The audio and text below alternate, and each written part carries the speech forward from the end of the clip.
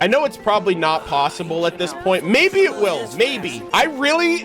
Okay, I might be coping, but I'm hoping, guys, okay? I really want there to be, so like we mentioned earlier, I'm gonna just reiterate because I flubbed a little bit. I just want to be clear in how I said this. In the Tonatiuh in Ochka Natlan, they mentioned, like one of the monuments mentioned that the Pyro Dragon Sovereign would not be brought back amongst their ranks, which kind of at the time led me to think that we would get another situation with Neuvillette where a human would take the place of a sovereign, and it would be like the Pyro Dragon. I was like, oh, dude, imagine that's Bennett. Bennett's already cracked as hell. He's like one of the most busted version 1.0 characters, and he's Pyro. And there's so much about him that connects to Natlan and the Mare Javari. Like his character story, I think 3 mentions that like one of his dads found him in like this torn, destroyed, like distorted wasteland of a place where like whipping storms and like fire and hellscape existed. And that kind of sounded like the Mare Javari. He's incredibly unlucky as well. So I'm kind of wondering, he's a leap year baby and all of that stuff. So I was like, oh dude, imagine that's just Bennett. Imagine Xiuquoatl died and he got resurrected in the form of a 4-star because he got like, he was corrupted by the abyss. And so I think that would just be hilarious. But more importantly than that, if Bennett is from Natlan, I really hope his skin incorporates some kind of Night Soul's blessing. I think that would, or even better, if Bennett gets like an honorary ancient name during whatever summer event he's gonna be a part of when we go there. I think I would want that more than anything. I think I would want Bennett to have an ancient name, especially if he was born in Natlan, if he was born in the Mare Javari, if he's somehow connected to this potential lost tribe of Natlan, because you guys have to remember too, Murata, children of Murata, that term specifically was the mistranslation in the manga, but that doesn't mean that the tribe didn't exist. The tribe existed. Vanessa and her tribe traveled and eventually became enslaved and sold off to the people of Mondstadt. So like that tribe had to have existed in a prior Natlan, either before the rules were written or maybe after they left Natlan. You know, one of the stipulations or one of the side effects to leaving Natlan without the Wyob's blessing was that you suffered memory loss. So Vanessa, for example, didn't know anything about the Archon. She didn't know anything about her past, and it could be because they didn't have memories of where they came from, because they didn't have the Wyob's blessing and they didn't have the Lord of the Night's protection because they were too busy fighting the Abyss. You know, also Mavuika's weapon heavily implies that. And so in my mind, and you know, I'm kind of talking a little bit about this now, even though the live stream's tomorrow. You know what this kind of reminds me of? There's 6 tribes in Natlan. The fact that there's not a 7th kind of bothers me a little bit. It makes it seem like Vanessa's tribe is that long lost 7th tribe. And what reminds me of that is in Sumeru,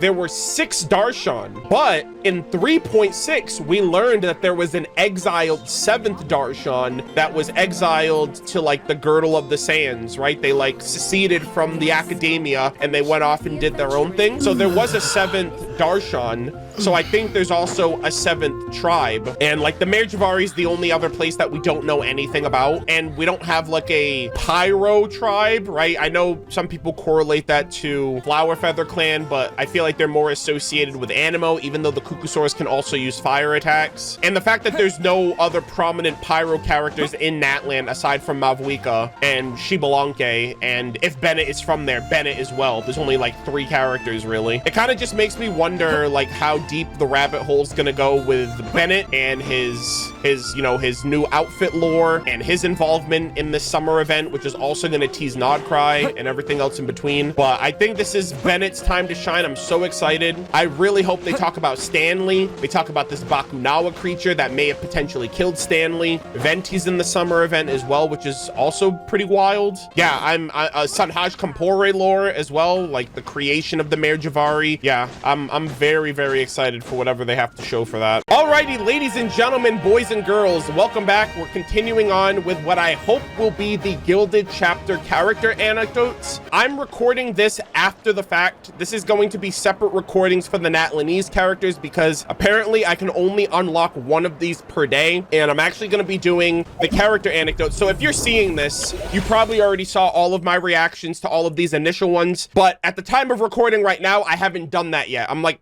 I'm planning in advance right now. So this is Arnold before this point, but you're seeing it afterwards. So I'm just planning for the future. I'm future proofing right now. I'm playing a little bit of like a future sight game. So basically, I know that there are these Natlanese anecdotes that are hidden and they're not included in the overarching event page. I have seen some of the characters that have interacted in Natlan if you talk with Catherine or if you interact with the crafting bench here. And I think there's a handful of characters. I know Kinich is one. I think Aoife's another one. I think I saw Xiangling one day, and then Ian-san. Those are the only ones that I know. I don't know if there's another one that I'm not remembering, but I know Kinich spawns here. I think Aoife and Ian-san spawn around the crafting bench. So I'm actually going to talk to Catherine first, and they like jump scare you. So let's see who we have here. Ad Astra Abyssosk.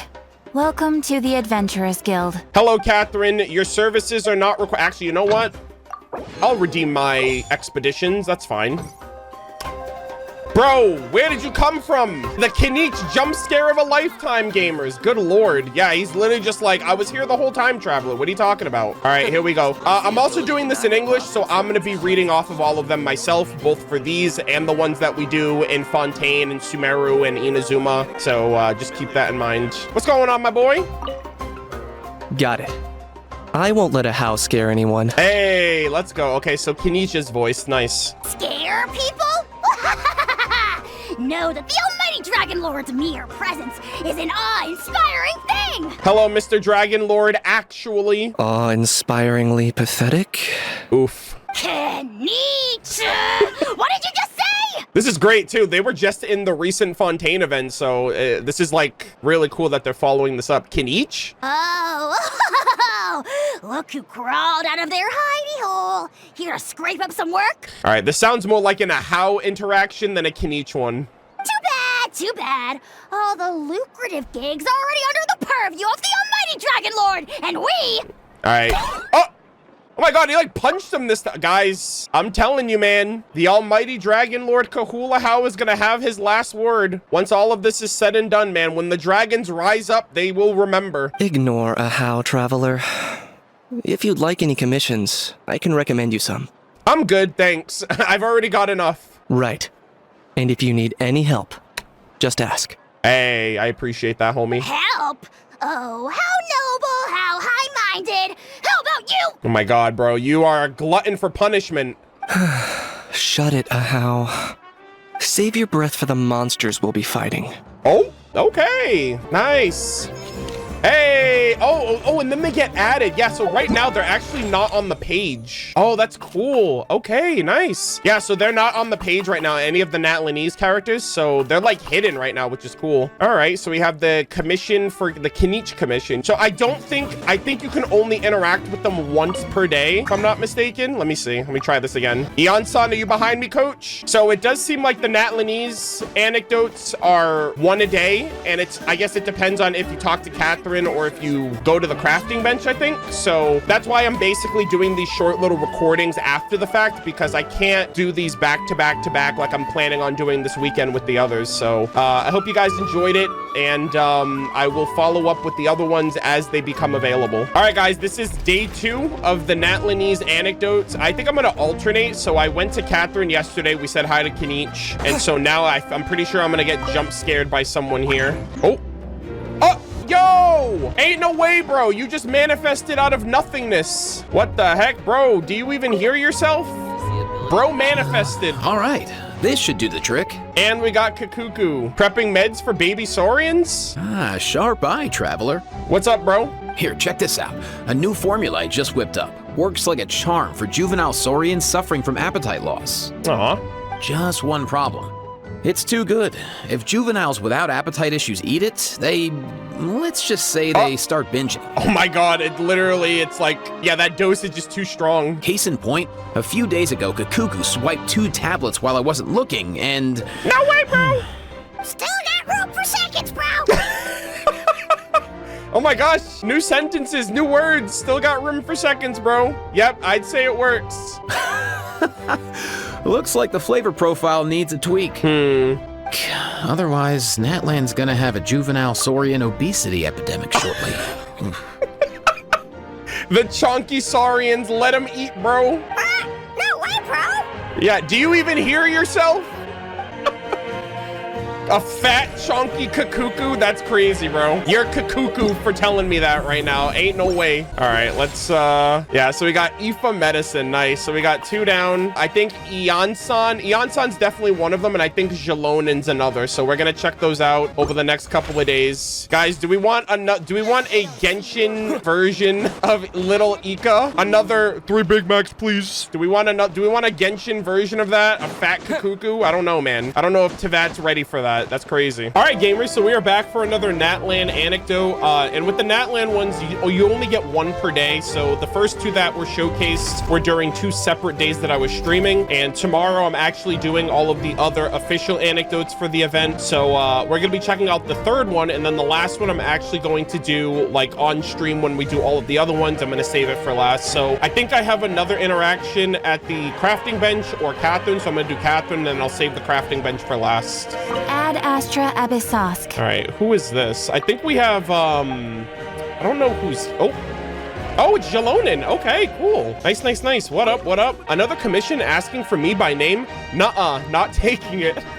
Oh, wow, nice. I like these little, I'm gonna get my little pictures while I can. All right, here we go. Another commission asking for me by name? Nuh-uh, not taking it. Send it back where it came from. If they want to talk business, they can drop by my shop in person. I don't discuss work via letters. Can you really send a commission back the way it came? Dude, imagine how much time we would save if we were like, return to sender, please. You have no idea how tedious business correspondence is. A dozen or more letters can bounce back and forth before you can change the dimensions of a single component. I wasted more time delivering letters than I care to tally up. Anyone who's got that much time can come to the tribe and talk to me face to face. It's more efficient that way. Oh, Catherine! Huh? Another letter? And they insist I open it? Seriously?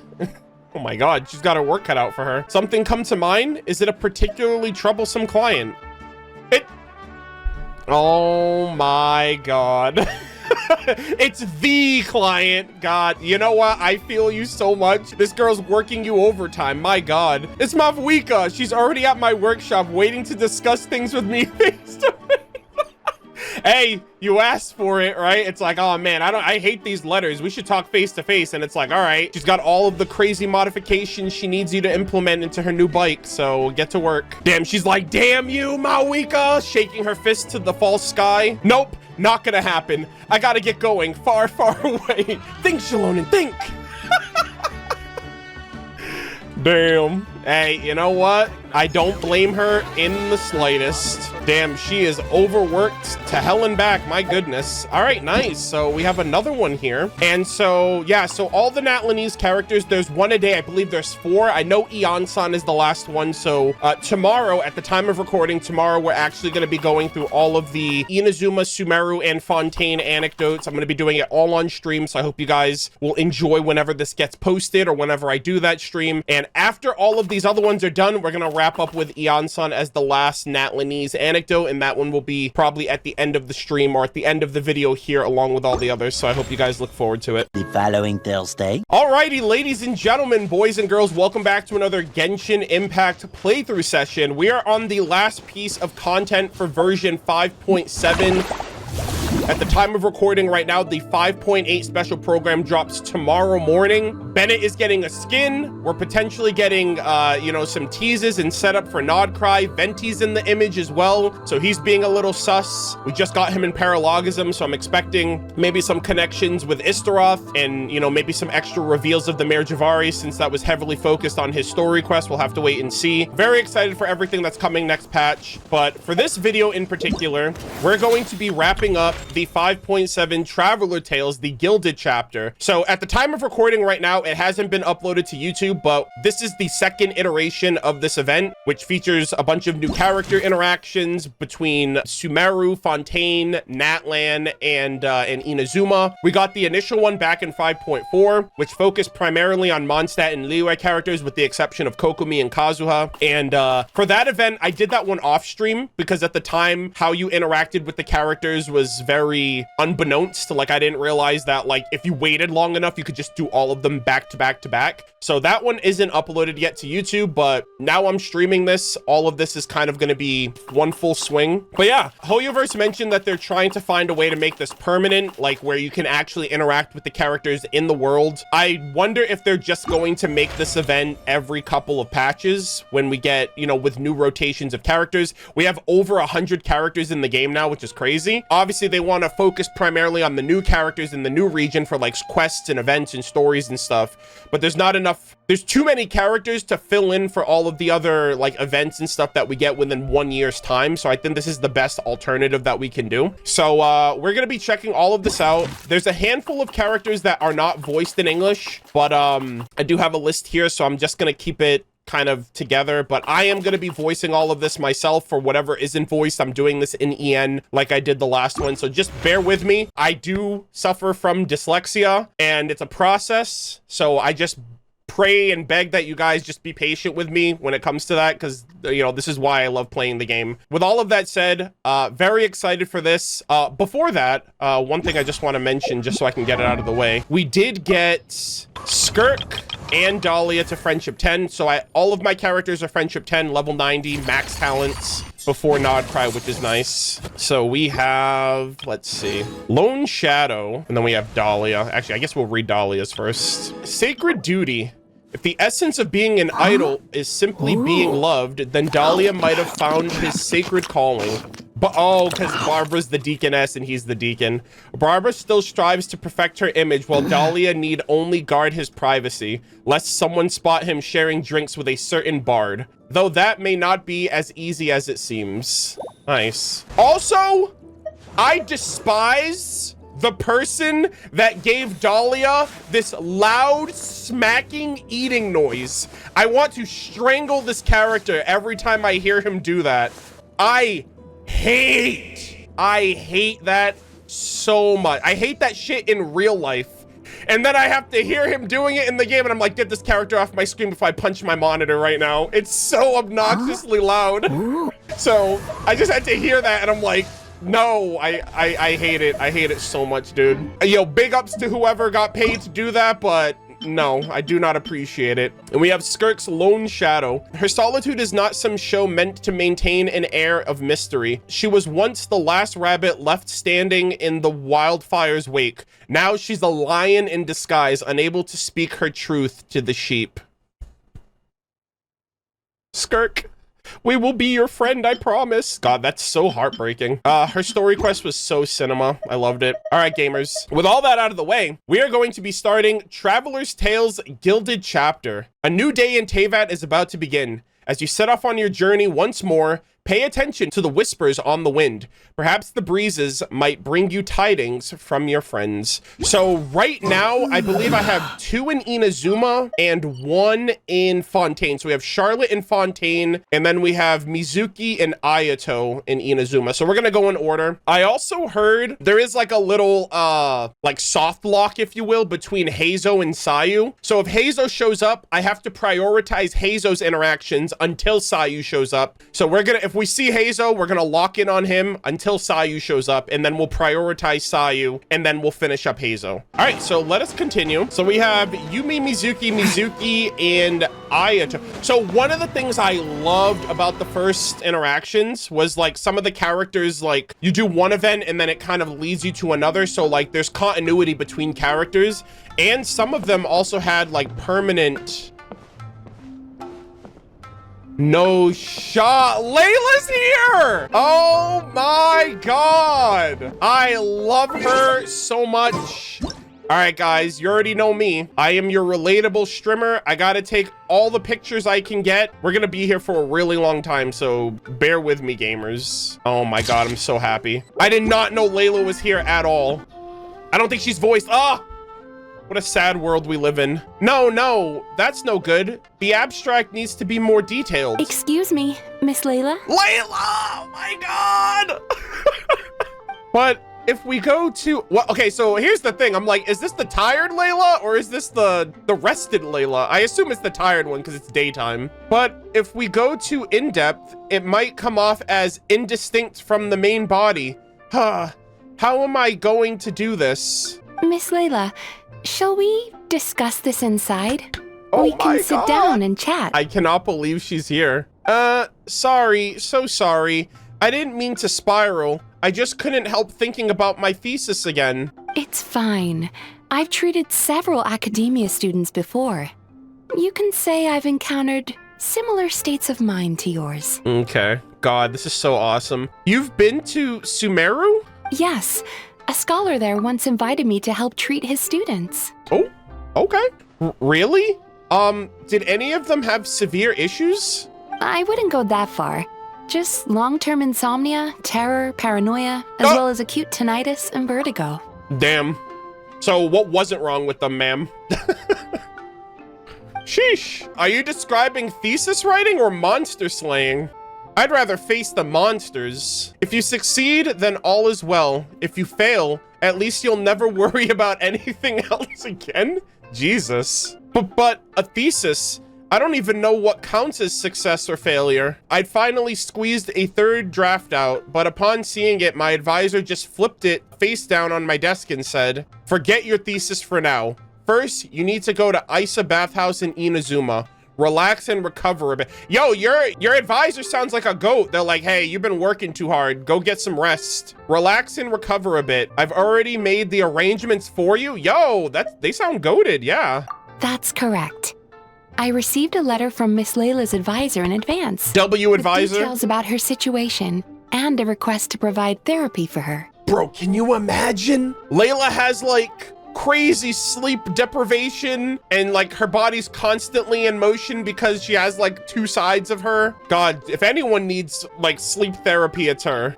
I think it's quite likely that a mutual acquaintance shared my contact information. No, things can't be that simple. My thesis isn't done. We've just started our research topic and I have piles of unsubmitted work from my research group. Maybe my advisor thinks I'm totally useless and wants to get rid of me. No, don't think that way, ma'am. Layla, snap out of it. This must be... Oh my God, the camera panning. This must be... Oh my God. This must be my advisor's last gift. The last bath I'll ever take. Oh my God. This poor girl. No. Once I return to the academia, I'll be expelled and then left alone in the corner doing star charts. Doing star charts forever. No way, that's not gonna happen. It's just as the letter said. Jesus. Her symptoms are extremely severe. How long has she had this condition? A while, I'm sure. However, her advisor's letter clearly acknowledges her abilities, emphasizing constantly that she is their most outstanding student. Perhaps it's Layla who doesn't believe in her own abilities, thus triggering these symptoms. Evidently, a more thorough evaluation is required. Oh, yes. Excuse me, I'm going in now. If there's any letters for me, please sign for them. Don't fall asleep. Why does it feel like her condition's worsened? Please help her, Mizuki. Don't worry, I will help her. In fact, I've already come up with a preliminary treatment plan. Now, time to formally begin treatment. Alrighty. Is this a multi-part process? Ah, okay. That is so cool. I did not think she'd be here. That's so awesome. Don't worry, I will help her. All Now, right. Time. Awesome. Okay, so next up we have Heizou down the road over here. How's it going, sir?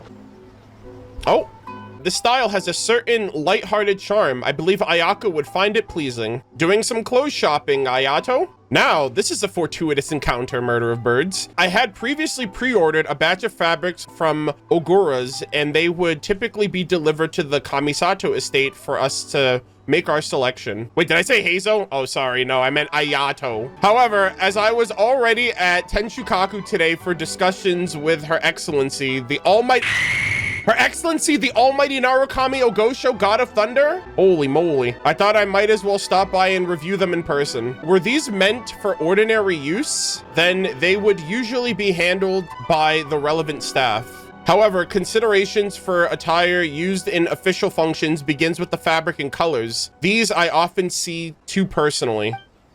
Oh my god, dude, I'm gonna be here all day. After all, given the Kamisato clan's role within the Yashiro Commission, overseeing cultural and civil affairs, even minor choices regarding textile patterns draws public scrutiny. Damn, bro, you're gonna be criticized by what people are wearing too. Many merchants market their products using Yashiro Commission approved labels after our annual procurements. I did want to delegate the task, but vendors rushed to offer my representative bribes.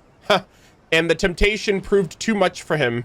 It was no small matter to resolve. I have personally overseen such matters since. A stitch in time saves 9. That sounds exhausting. I never realized clothes could be so complicated. Hey, he's a man of culture, all right? A man of exquisite taste. The Yashiro Commission's duties are never simple. I've grown accustomed to it. I've already narrowed it down to 2 candidates, yet I find myself hesitating between them. Murderofbirds, would you lend me your judgment? This is pretty important. Are you sure you want me to choose? You are one of my most esteemed guests. More importantly, you're Ayaka's close friend. Rather than being merely okay, I would say none are better suited. In any case, your bearing and sophistication assured me of your excellent taste in fabrics. Okay. All right, guys. We're in Inazuma, the land of Electro, and the land of Her Excellency, the Almighty Narukami Ogosho, God of Thunder, which is purple. So I'm gonna pick right. A fine choice. Excuse me, this is the one. Please bundle 5 bolts for delivery to the Kamisato estate. My gratitude. It was quite the dilemma. I still have a few other matters to attend to. Once the garments are ready, please do visit our estate. I'll be there. Oh my god, are they gonna wear new? Are we gonna see the results of them? Farewell for now, Murderofbirds, until our next meeting. Oh my gosh, I just made an important diplomatic choice that is going to ripple through the ages of this nation. I'm gonna go in order, so Charlotte should be next. Charlotte! Oh my gosh, what are you doing? Who are you snooping on? You're looking pretty sus. Actually, you know what? This is kind of funny. Let's, we're just both snooping. Caught in 4K! Oh my god. She should have been here by now. Is she skipping her coffee today? Charlotte, you good? No, no way. Today's blend is her favorite flavor. She'll be here. Charlotte! Well, if it isn't reporter Charlotte from the Steambird. Wah! You scared me half to death. Didn't anyone teach you not to sneak up on people? I only called your name like a bunch of times. Eh? You did? Sorry then. I was so focused on the report and photos, I didn't hear you. Still, no sign of... Oh, Clorand. Interesting. Still, no sign of Clorand though. Is she really not coming today? Lined up an interview with her? You're not wrong. Oh my gosh, I love this. This is a great shot. You're not wrong. But if I can score the first interview with the champion duelist who never gives interviews, it'll be another front page hit. Of course, I'd get rejected like all the other reporters if I simply march up to her. So I decided to take a more roundabout approach to the problem. First, I worked out, oh my gosh, I love these like still shots here. First, I worked out a complete dossier, including all of her usual haunts and routines. Next, I'll camp out in these spots at specific times and await the perfect chance encounter. I'm even learning how to play oh my god, dude, that's so freaking cool. I'm even learning how to play tabletop games so I can visit the tabletop troupe in a few days and play through a new script with them and maybe even be the game master. If I can be the game master for a game Clorand is in, wow, that's kind of crazy. I can weasel this role in to build up to ask her to do an interview. I can use the role to build up my rapport with her. Of course, I'd never ask inappropriate... Oh, okay. I'd never ask inappropriate questions during a session, and I never use off-the-record statements in my reports. Ethically sourced quotes only. Be careful when you run into Navia. Navia? I've heard she's an Yo, she's a gamer! Confirmed. I heard she's an avid gamer. What's the issue? You should practice voicing sentient doors. Oh my god, that's funny. Wait, what? Is that the kind of thing a GM has to deal with? That's nothing. Talking is what we journalists do best. My gosh, you know what I'm thinking of? I think it was when we were making like our own little clip film and she was like, can I persuade that? Can I persuade that? Can I persuade this here? And that's what I'm thinking about right now. Yeah, it was like one of those like clipped together like your own ad. If I ever get stumped by something, I'll dazzle them with my professionally honed spin techniques. Nobody will be the wiser. Is that how you normally handle things? Wait, so when No, no. When I speak with you, it comes straight from the heart. There's nothing I can't say to you.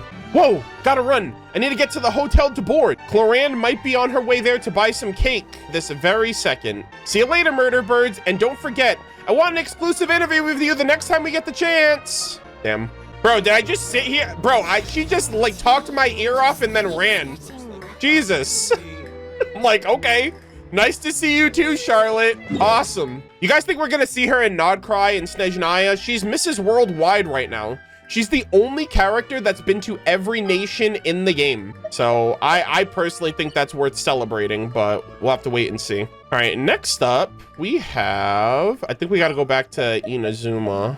Oh, chat, the man, the myth, the legend has showed up. Shikanoin Heizou is here, baby. Oh my gosh.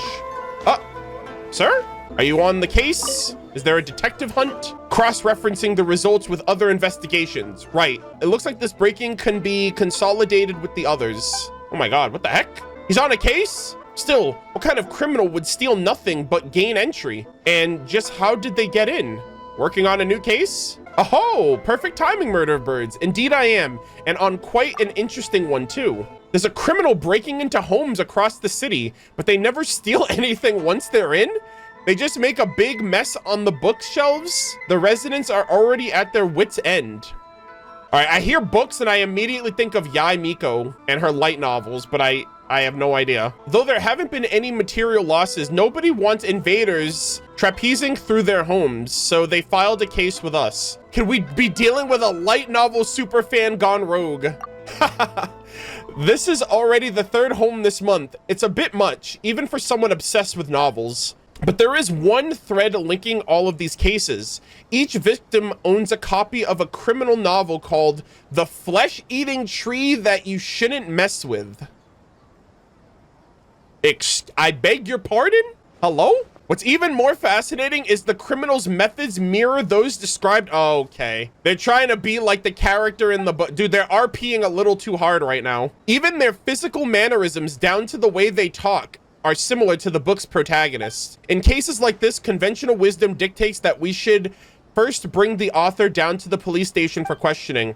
But I've got a different theory, and the Doshin are helping me verify it as we speak. If they can find the clues we're looking for, then I'll be able to keep putting this puzzle together. Oh, and what about Sara? Also, happy belated birthday. Kujo Sara's birthday just passed. They put these cute little artworks of her cleaning the statues of her excellency, the almighty Narukami Ogosho, God of Thunder. So I appreciate that. Madam Kujo Sara is leading that investigation herself. She even got all stern with me before leaving. I'll trust your judgment for now, Shikanoin, but how certain are you? And what'd you say? Right now, about 30%. If their findings align with my expectations, 60%. And in the meantime, I need to find someone. If they really exist, then the truth shouldn't be far off. And what kind of person would that be? Someone with the motive to track down every copy of The Flesh-Eating Tree That You Shouldn't Mess With. All right, I'm wondering if that's like actual like foreshadowing, or if that's an actual book, or if this is fiction. Like, what's going on with this? A flesh-eating tree? Like, what the hell? That sounds wild. Irminsul's gonna turn on us, guys. It's gonna devour the world, but not before we devour it. Speaking of devouring, we got the Teyvat interlude. Okay, I'm just gonna say this right now. It's version 5.7 at the time of recording. Either emergency food was the most galaxy brain foreshadowing that Hoyoverse has concocted, and in the end game, when Aether is literally in an emergency situation, he is going to eat Paimon and gain some power to like save the world and save himself or whatever. Either Paimon's gonna get devoured, or Paimon is gonna do the devouring because she has multiple stomachs. So Hoyo's cooking with Paimon. Paimon's obviously going to be super important by the end game. But now that the shades are involved and this emergency food is like, we're like, oh wow, Nibirius got devoured. It kind of puts a completely different context on Paimon as emergency food. Because you would only eat emergency food in case of an emergency. Oh my god. Kuki Shinobu. Long story short, either Paimon's gonna get eated or Paimon's gonna do some eating and then she's gonna get eated, but we'll have to wait and see. Anyways, Kuki! Which is to say, as long as someone passes the exam and gets a domestic services provider license, they'll be able to take more repair and cleaning jobs. All right. Oh, this is Thoma's interaction too. I thought it was, I was gassed that Kuki's here. That's exactly it. Oh my gosh, this is a great shot. That's exactly it, Miss Kuki. The Yashiro Commission is promoting training and exams for housekeeping skills to help boost employment opportunities for residents seeking work. Job hunting, Shinobu? Oh, hey, Murderofbirds. That's right. I'm looking into the Yashiro Commission's housekeeping training programs. Oh my God. Yeah, you know why? Because she's cleaning up after a bunch of man children. All right. The Arataki gang, they need a layoff. Bro, why does she need to be their lawyer, be their manager, be their housekeeper, be their freaking accountant? Like, what the hell? Why is she, unless she's just like, hey, I just want to kind of broaden my horizons and do some new stuff. Like, Jesus. Oh my gosh, Thoma says, Thoma says that as long as you complete a full course and pass the exam, the Yashiro Commission will issue you an official license. It's a significant advantage for job seekers. I imagine that with your talent, getting a license should be a piece of cake. You flatter me. But while exams don't faze me, the rest of the Arataki gang. There it is, gamers. I knew it. Boss's last job was to give exfoliating back... Dude, what? It's not fair. It should have been me, not him. Boss's last job was to give exfoliating back scrubs at Isa Bathhouse, but he went a bit too hard and ended up scrubbing skin off too. Oh my God. Last month, Akira. No shot, bro's eating the supply. No. No shot. What do you mean he helped? Last month, Akira helped grill skewers at Shimura's. For every one he grilled, he ate 3.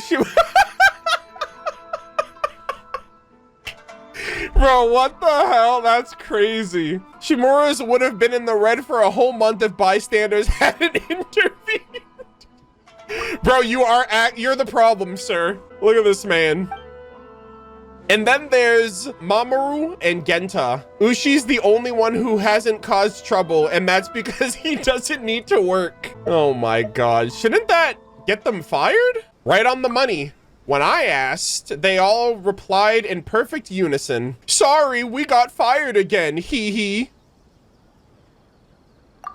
Damn, she must really like this gang. Nothing breaks this family apart, Jesus. I would have been like, all right, time for you to get another job. In short, aside from me, the entire Arataki gang is presently unemployed. Pretty on brand for the Arataki gang. That's crazy. Come on, man. Arataki puts together these really cool events every year, okay? He's like a street performer. So, Miss Kuki, I take it that you intend to secure licenses for the gang and in doing so, improve their job prospects. Yep, my thoughts exactly. But just dragging them there and taking the test is probably pointless. It's better if I get the license first. Then I can go back and tutor them myself. That's much more likely to succeed. Very thorough. In that case, are you ready to enroll right now? Give me a bit. I need to go back and fetch my documents and also give the boss a heads up. Sounds good. Once you're ready, you can find me at the Yashiro Commission to register. You can sign up at any time before I go on leave. Got it. It'll be quick. Thanks, Thoma. Nice. Shinobu strides off. Now that's someone who doesn't mess around. Been a while, Murderofbirds. What do you think? Without her, the Arataki gang would be done for. For real. You're going on a vacation, Thoma? I am. The Yashiro Commission is spearheading the Domestic Services Training Program, and once I finish assisting the others with the registration process, I plan on taking a long vacation. Oh, I wonder if he's gonna go back home to Mondstadt, maybe. That'd be dope. Lord Kamisato has already approved. Yo, let's go! Okay. I plan to head to Mondstadt to help my mother with a few things. Wait, do we know who Thoma's mom is? Wait a minute. That's huge. Your mother? You're going back to Mondstadt? What's with the surprised look? Ah, I don't think I ever shared much about my family with you. There's nothing special about them. My mom was born and raised in Mondstadt? She's a knight? What? Are you serious? What? Contact between Mondstadt and Inazuma has risen since the Sakoku decree was lifted, so it's gotten easier to write. Once I got a letter from her demanding I send her Inazuman wine so she can taste what you're drinking over there. But what could possibly rival dandelion wine? Shame though, even the taste of home might be a luxury for her now. Oh my god, whoa! They're mentioning it! Grandmaster Varka's expedition is camped in Nodcry, and she received her orders to transfer. She's already, oh damn, she's already gone. Well, can you name drop? Who is this? She's already en route to join them. That's huge. Oh my gosh. Thoma's mother in Nodcry confirmed. I'm gonna talk to every Knight of Favonius NPC when I get there. It's been years since I last went back. Once I get there, I'll help sort through everything she's left behind and see how much Mondstadt's changed. Given how far your travels take you, maybe we'll bump into each other there. Yeah, if we have another Thoma interaction, I hope it's in Mondstadt. Well, I guess, I don't know if it's gonna be during the event, but that'd be cool if we get another interaction in the future. Kind of like Cloud Retainer when she was making her travels throughout the nation. Oh my god, Collei! All right, we're gonna go and see Collei, because of course we are. Hell yeah, gamers, we're back. Let's go. Oh, okay, I've got it. Thank you, Collei. Ah, the NPC's voiced. If you're interested, you can also read the section on Nilapala lotuses in A Study of the Properties of Rainforest Vegetation. If anything gives you trouble, come find me anytime and we can talk about it. Understood. Thanks again, Collei. Goated. Look at that, guys. She knows her stuff. She's galaxy brain. She's growing up so fast. I told you not to say thank you so much. Senior researcher Collei, always a pleasure. Murderofbirds, it's you. Please don't tease me like that. You look so professional. No, I was just helping out my junior colleagues with some of their homework on plant identification, that's all. They were originally only supposed to be 2 or 3 people coming over for a quick study session, but I never imagined so many people would show up. She's grown, she's come such a long way. Once again, it was Master Tainari who stepped in. He helped us reserve one of the bigger unused classrooms. We could never have had seats for everyone otherwise. It's just that I had planned to sit down with everyone and review the questions together, but Master Tainari made me go up to the podium. It was my first time up there. There were so many people down below that I froze. Couldn't say a single word. I'd prepared for days in advance, even reorganizing all of my notes from my old patrols. But once I was up there, my mind just went blank. I couldn't remember anything. Thankfully, Master Tainari did the introduction for me and had people say their piece. He then summarized all of their questions and left it to me to answer them. I loosened up after answering a few of them and really started getting into it. By the end, I almost forgot he was still there. I guess I must have been really focused. Looks like your hard work is paying off. Yeah, and it's also thanks to everyone else's help too. Someone sounds hungry right now. What? You haven't forgotten to eat too, have you? That's right. I've been so busy today that I haven't had much to eat since this morning. I'm gonna go eat now. I still have to go to his teaching assistant later. See you next time. Maybe next time I'm up there on the podium, it'll be for an official lecture, not just tutoring. They grow up so fast. God, man, she's come such a long way from the manga. She went from barely being able to read and write and being afraid of everything with a shadow, and look at her now. She's literally, she can do anything, guys. Oh my gosh, we got Chevreuse. Oh shit, what the heck happened here? Oh my god, special patrol. What, hello? Ma'am? Is everything okay? Damn, look at her. You must be this tall. I don't know what this is. I'm just doing it. Oh my god, you know what this reminds me of, actually? This reminds me of the Clotar meme. The Clotar Alberic meme. Oh my god. Yeah, we now got the Chevreuse meme, guys. Get to work. All right, I better see this in all of my memes from now on social media. I demand it. All right, what's going on, Chevy? You at the front, keep moving. Oh, damn, she's training. Oh, damn, you guys are, I'm gonna say a prayer. 07s for these men, all right? They're gonna go through the ringer. You at the front, keep moving. You at the back, catch up and keep pace. Double time. Oh my god. Are you on the run or a date? Sheesh. Oh my god, this poor man. He's dead, Chevreuse. You killed him. Chevreuse, a bunch of stragglers have kneeled over. Really? Fantastic. Guess they've volunteered for extra laps tomorrow. A little combat sprint training and they're all tuckered out. That's what you get for slacking off during regular drills. Half push-ups, chests beneath the bar during a pull-up, cutting corners on laps. Think you're clever, do you? Thought I wouldn't notice. Oh my gosh. Guys, who gave Futaba all of this power and control? No way they can fight with their muskets like this. What'll they do if the criminal bolts? Ditch their gear and give chase? Does the training involve that? Not really. It's just getting to the marked locations within the time while carrying all their gear, retrieving the target item and running back. That's it. Their packs don't even include the usual supplies for long distance deployment. They only have to carry their firearms, ammunition, observation, and protective gear and medkits. And how is the location marked? I launch a signal flare. They must reach the spot where it landed and deploy themselves for battle there. A flare? Well, those can't fly too far. Captain, please stop using the Gardamex to fire the flare. Oh my god. Oh, do they shoot them like crazy far? Another subpar performance and I'll be firing it from my musket. Damn. Yeah, Chevreuse runs a tight ship. I should know. All right, look alive, you slugs. Time for another round. Don't worry, those who fell over will be joining you. I'll make sure of it. On your feet! Move, move, move! Run, walk, crawl, I don't care what you do. I want to see every last one of you at that marker. Captain, please have mercy. Damn. She's like, you can take your mercy and you can go to hell. And then she just shoots him. Sheesh.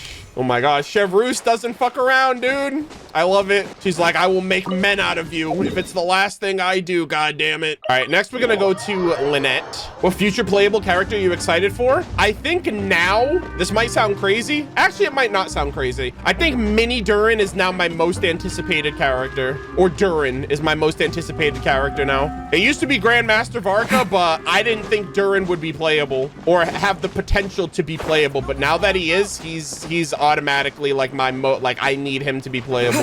So definitely Durin, and then Grandmaster Varka and Rhine-Daughter. Yeah, those are my. Also, chat, I might be coping, but I'm hoping Thrain, the Sentinel Knight of Conria, when we go to the new Conria after 5.7's Art Conquest. Oh, Captain, my captain is resting peacefully in Ochka Natlan, but the potential to go back to real new Conria with Capitano as Thrain, the Sentinel Knight playable, is possible, and that is still my copious but hopious take. I need Capitano. And I am manifesting right now that Thrain becomes playable in the future, and then I can have my cake and eat it too. Then he'll truly be at his peak, because he even told Mavuika back then that he was at his peak during his days in Conria. And if we're going to Conria back in the day before the Cataclysm, look at that. We're gonna have him at his peak. I hope. But I believe, and I will advocate for this. Anyways, let us continue. Next, turn counterclockwise twice. Oh damn, she's messing. The machine rumbles in resentment, indicator lights flickering. Good, it's broken.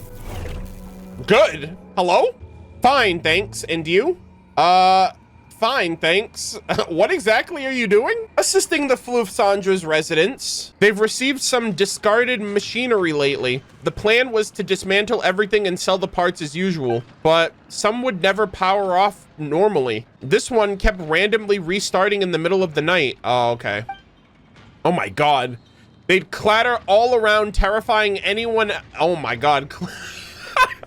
Terrifying anyone out at night. Someone even got so scared they fell in the water and nearly drowned. Linny happened to come by for a magic show and promised to help them out. Sounds like this would be Freminet's time to shine. He only knows how to fix machines so they work, not how to fix them so they break. That's where I come in. Yeah, there it is. Yeah, Mrs. Break It. Mr. Fix It and Mrs. Break It. Fix them so they break. That's a new one. You don't have to be so proud of it. Anyways, Linny asked me to come help. He'll be bringing me a cake soon. 1 machine, 1 cake. Hey, you know what? That's a good deal. 3 machines. Oh my God. Yo, she's gonna be eating cake. Sheesh. She's gonna be eating good today, boys. The reward for, oh, okay. The reward for the next machine is a berry cake. Mmm, berry-filled jam. A tart sugar syrup glaze with a ladyfinger base and decorated with mint chocolate. All right, you lost me there. What's with everyone in cake? Cloran's gonna have cake. Lynette's gonna have cake. Where's my cake, damn it? Oh my God, chat. And he's at the freaking Angel Share Tavern. I had an inkling that they would do it this one, but I was like, maybe they'll save this for a future one, just so the span of time is reasonable. Oh, that is so awesome. Okay, I need to know who this man's mother is, because I talked to every NPC when I first started this game, and I'm kind of curious if I've actually interacted with her before. Oh, this is so dope. Stanley, don't worry, my boy. We're gonna get into some Stanley lore next patch, I hope. Oh, is he upstairs? I think he's upstairs. Thoma. Shut the fuck up. The boys! Oh my God. Kaeya Alberic. Let's go. Dude, I look like I'm being babysat right now by these two. Hoyoverse, you shouldn't have. Why, Hoyoverse, why you treat me so nice? Goated. And you know what? I'm gonna get one without the traveler too. Cinema. Oh my God, what a great shot. Ha! You're absolutely right. Nothing beats Mondstadt's dandelion wine. It's your long-awaited homecoming, so drink up. Make the most of it. Oh, and while the apple cider and dandelion wine here are stellar, I must also recommend the cocktails. Death Afternoon is a personal favorite. Yeah, that's wild, bros, drinking that as early as like 10 a.m. Sound advice, Sir Kaeya. Let me see. Oh, Murderofbirds. Can't believe we Thoma must be like, bro, how the fuck did you get here so quickly? Like, what the heck? Can't believe we actually did run into each other here. Welcome back to Mondstadt. I'd say being in Mondstadt agrees with you. Absolutely. The windmills, the Archon statue in the square, and Mom's favorite tavern. Everything's exactly as I remembered. The same as in my dreams. It's wonderful. And the thing you had to take care of? I already sorted through everything my mom left for me. Some were important documents, others old mementos, but everything was in good shape. Oh my God, this is so freaking cool that he's here. I also inspected and cleaned the house, of course. I also inspected and cleaned the house thoroughly. Old places that stay empty too long tend to start falling apart after all. Leaks here, cracks there. I just finished that cleanup. It took way longer than I expected. Then I thought I'd pop out for some fresh air, and that's when I bumped into Sir Kaeya. Mr. Thoma, you're always welcome here.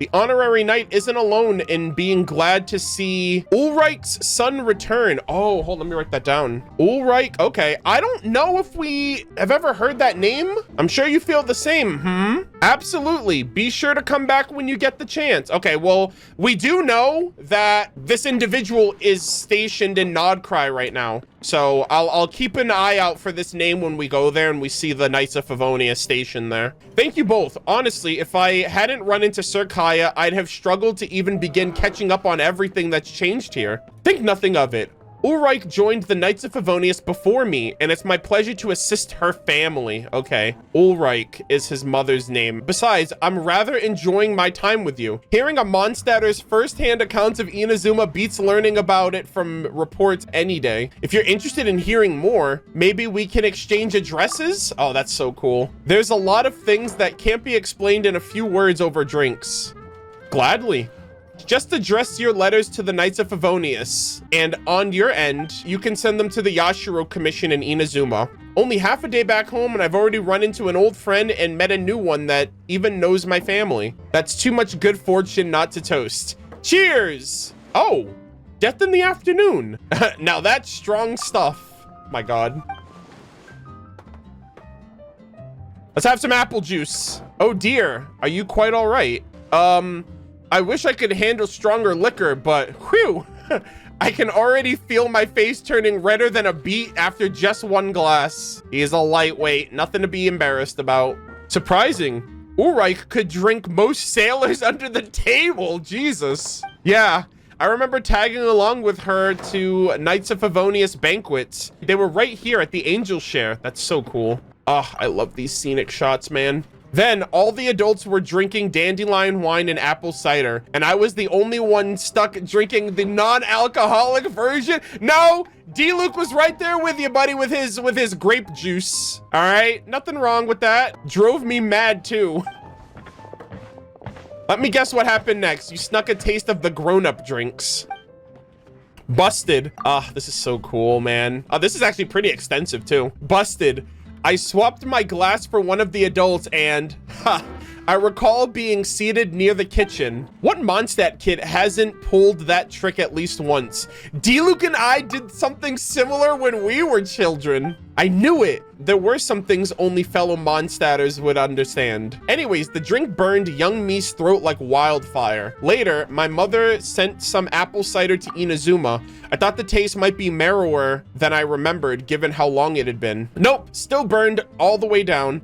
I ended up having to share the rest with the other Kamisato retainers, but they loved it. Gave me a whole pile of gifts too, which I sent back here along with my letter. Huh, there was that time Ulrich was passing out Inazuman snacks to everyone. Is that why? Maybe. Did you get to try any? I did.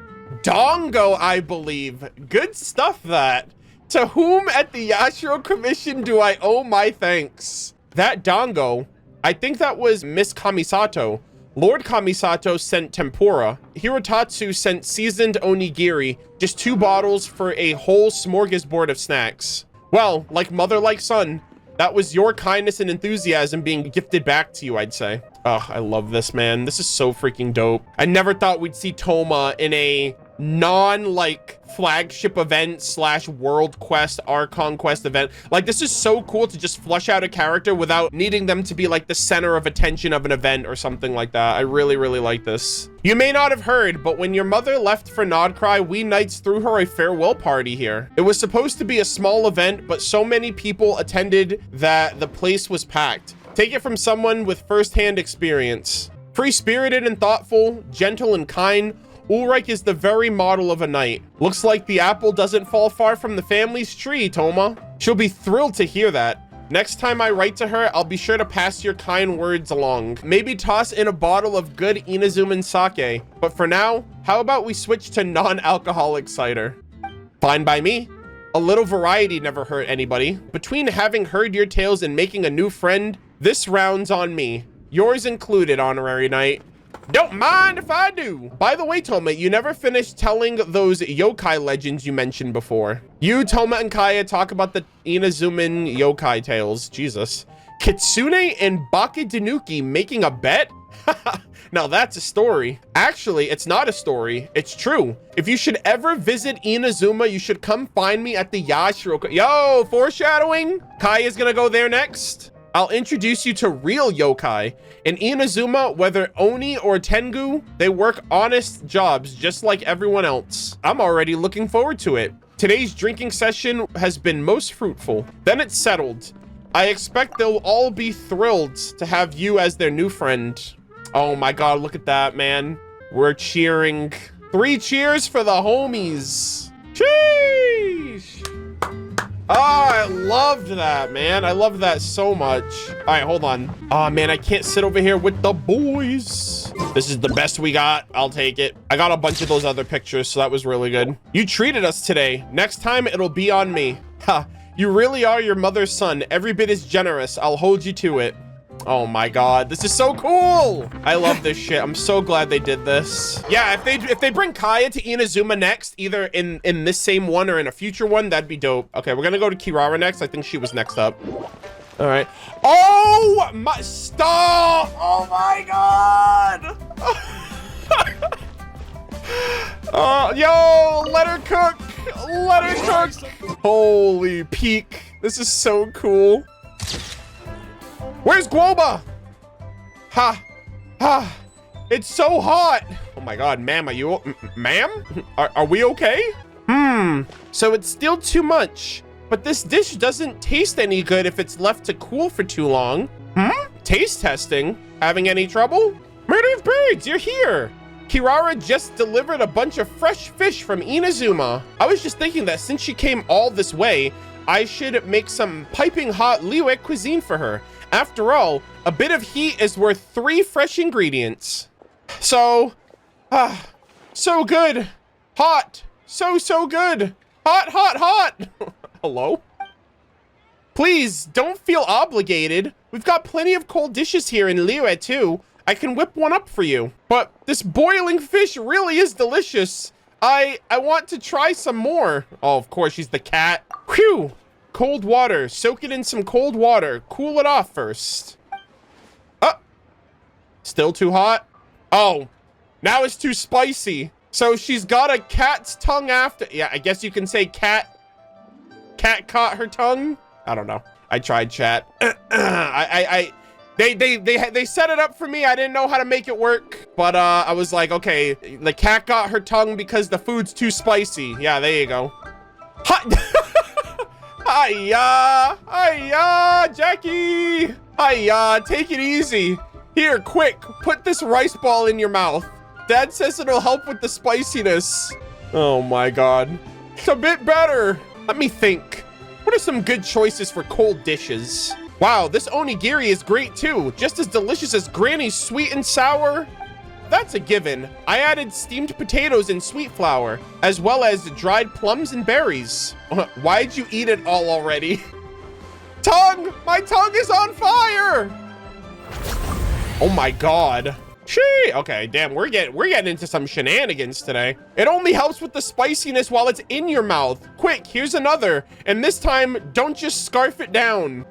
Never a dull moment at Wanmin Restaurant. Shout out to the Wanmin Restaurant ad, by the way. That ad event also let you make your own little restaurant ad for that one was my favorite one, I think, out of all of them. Because like Chef Mao was in it, Xiangling was in it, Guoba. Shenhe wasn't voiced, unfortunately, but most of it was kind of carried by Xiangling and Guoba anyway. And I did, in fact, make my own. So I really, really liked how those turned out.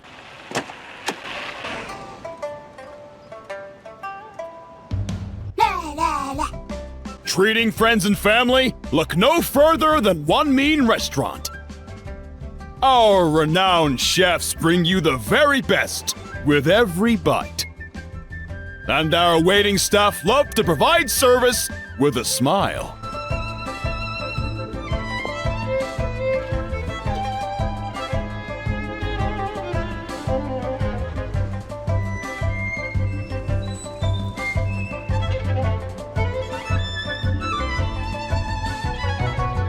For change, discover new flavors at Wanmin Restaurant. Our diverse menu is sure to have a dish with your name on it. Why settle for less when you could be feasting like an adeptus? Wanmin, where life tastes better. Globa!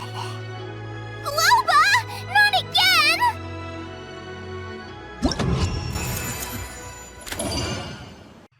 Let us continue. I think all of them are in Fontaine now. Actually, I'm gonna go to Freminet next because he technically was sooner. Oh my God, look at him! Oh, look at him. I wish he had his helmet on, personally. Oh! I love diving too. Oh my God, they got Paul!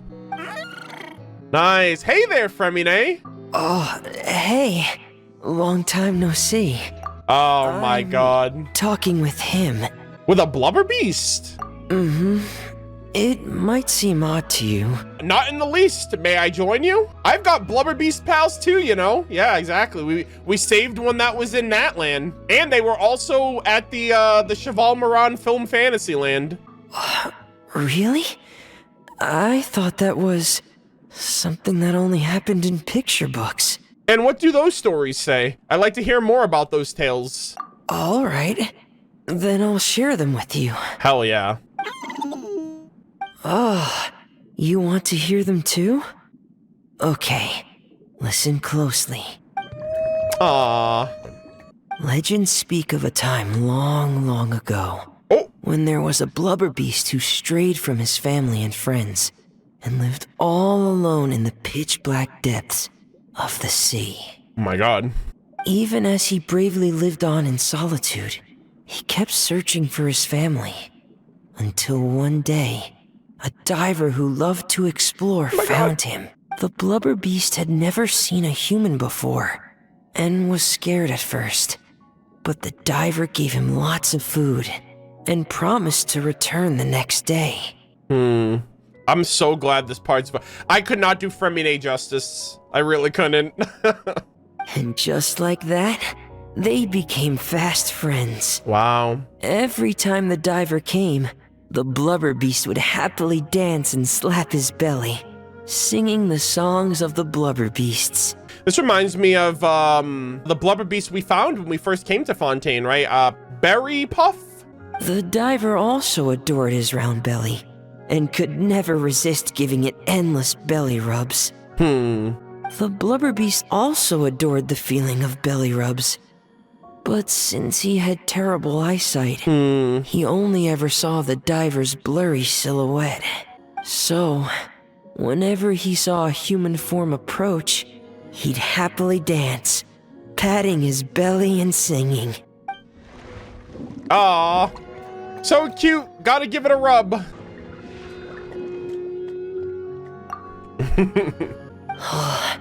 Good boy. Here, have some fish. I just caught them, so bon appetit. Oh my God, guys, we're in France. So, is that how the story ends? I wish that was where the story ended, but... Uh-oh. One day, that diver stopped coming altogether. No! My wholesome story. The blubber beast waited for a long, long time. Finally, he gathered the courage to go and look for the diver, swimming off in the direction the diver had swum off to, until he had finally reached the beach. And that's where the picture book I have ends. Aw. I don't know how the rest of the story goes. Our two friends might have... Guys, they reunited on the beach. Surely. Right? Right? Don't be sad. It's just a story. No! It's not real. I think. I think they'll be reunited soon. Yeah. I'm sure it will. Don't cry. Oh, want some more fish? Give me a second. I should still have some more. I wonder, just what does a blubber beast's belly feel like?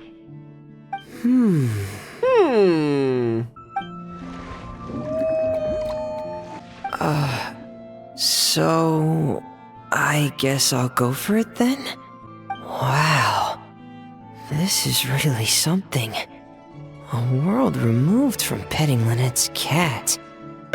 Nice. I love Freminet, man. He is so freaking wholesome, sensitive and gentle and kind, and I just love his character so much. Let me get another picture with him while I'm over here. Shout out to Thelxie's Fantastic Adventure, one of my absolute favorite events in the game, and great character as well. All right, Charlotte. Okay, so is she, okay, no shot. Is she still like stalking Clorand low-key?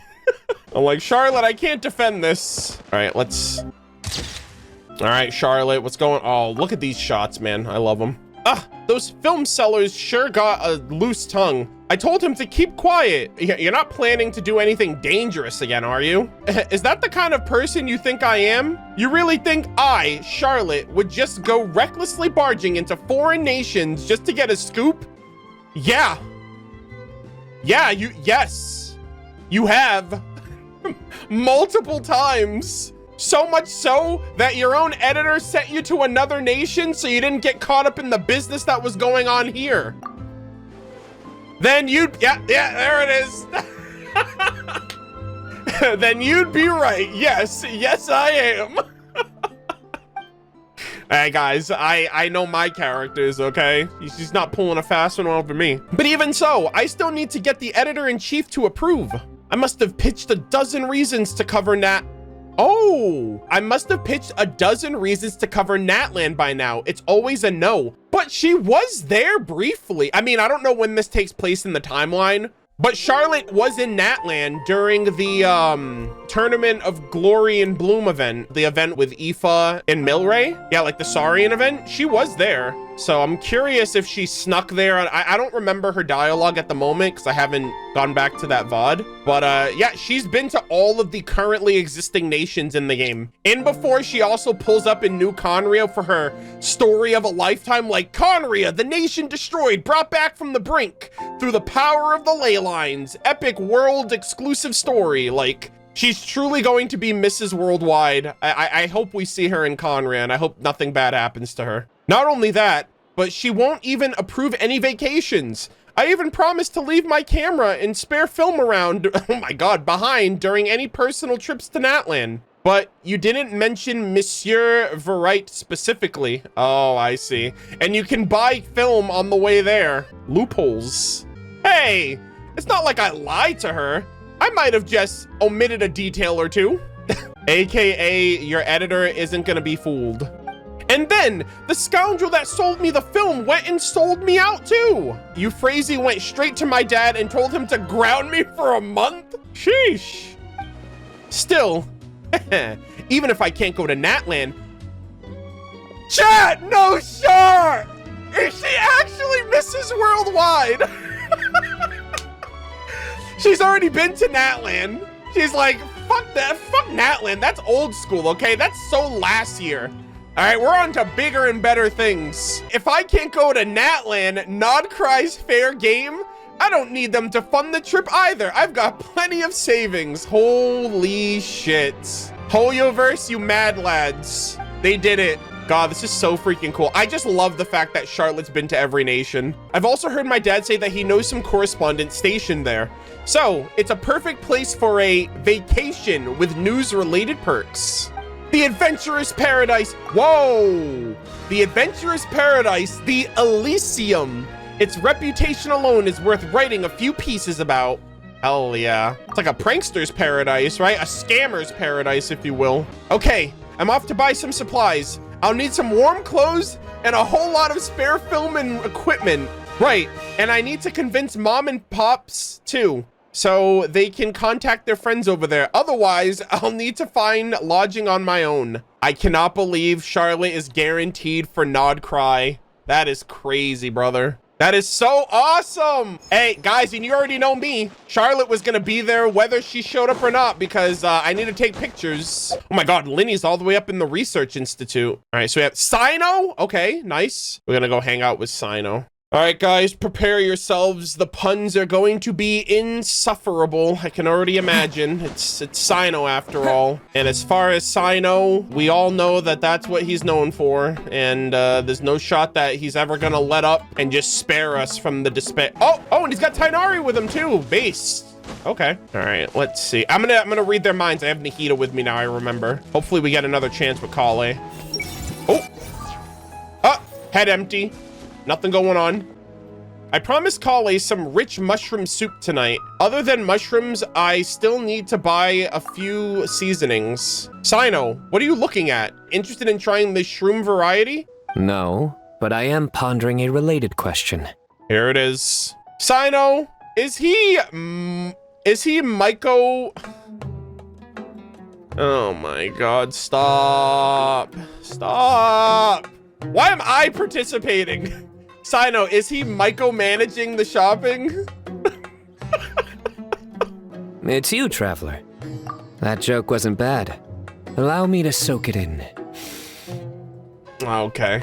Huh? What did he just say? Micro? Myco? Not bad. I like it. Say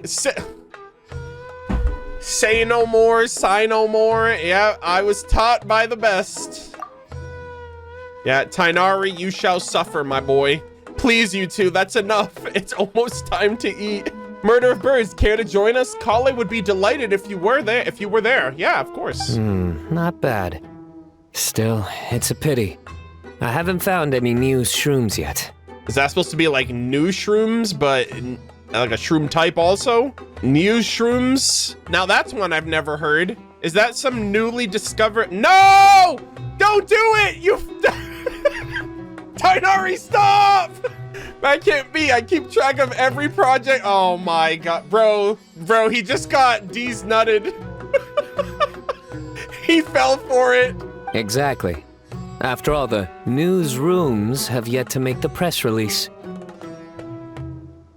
Guys, I tried to stop him. I saw it happen in slow motion. Damn, unfortunate. 07s, man. Sino, you're finishing every last drop of this soup tonight. Got it? All right. Sounds like it's gonna be a soup-er night tonight, guys. Thank you so much, Sino.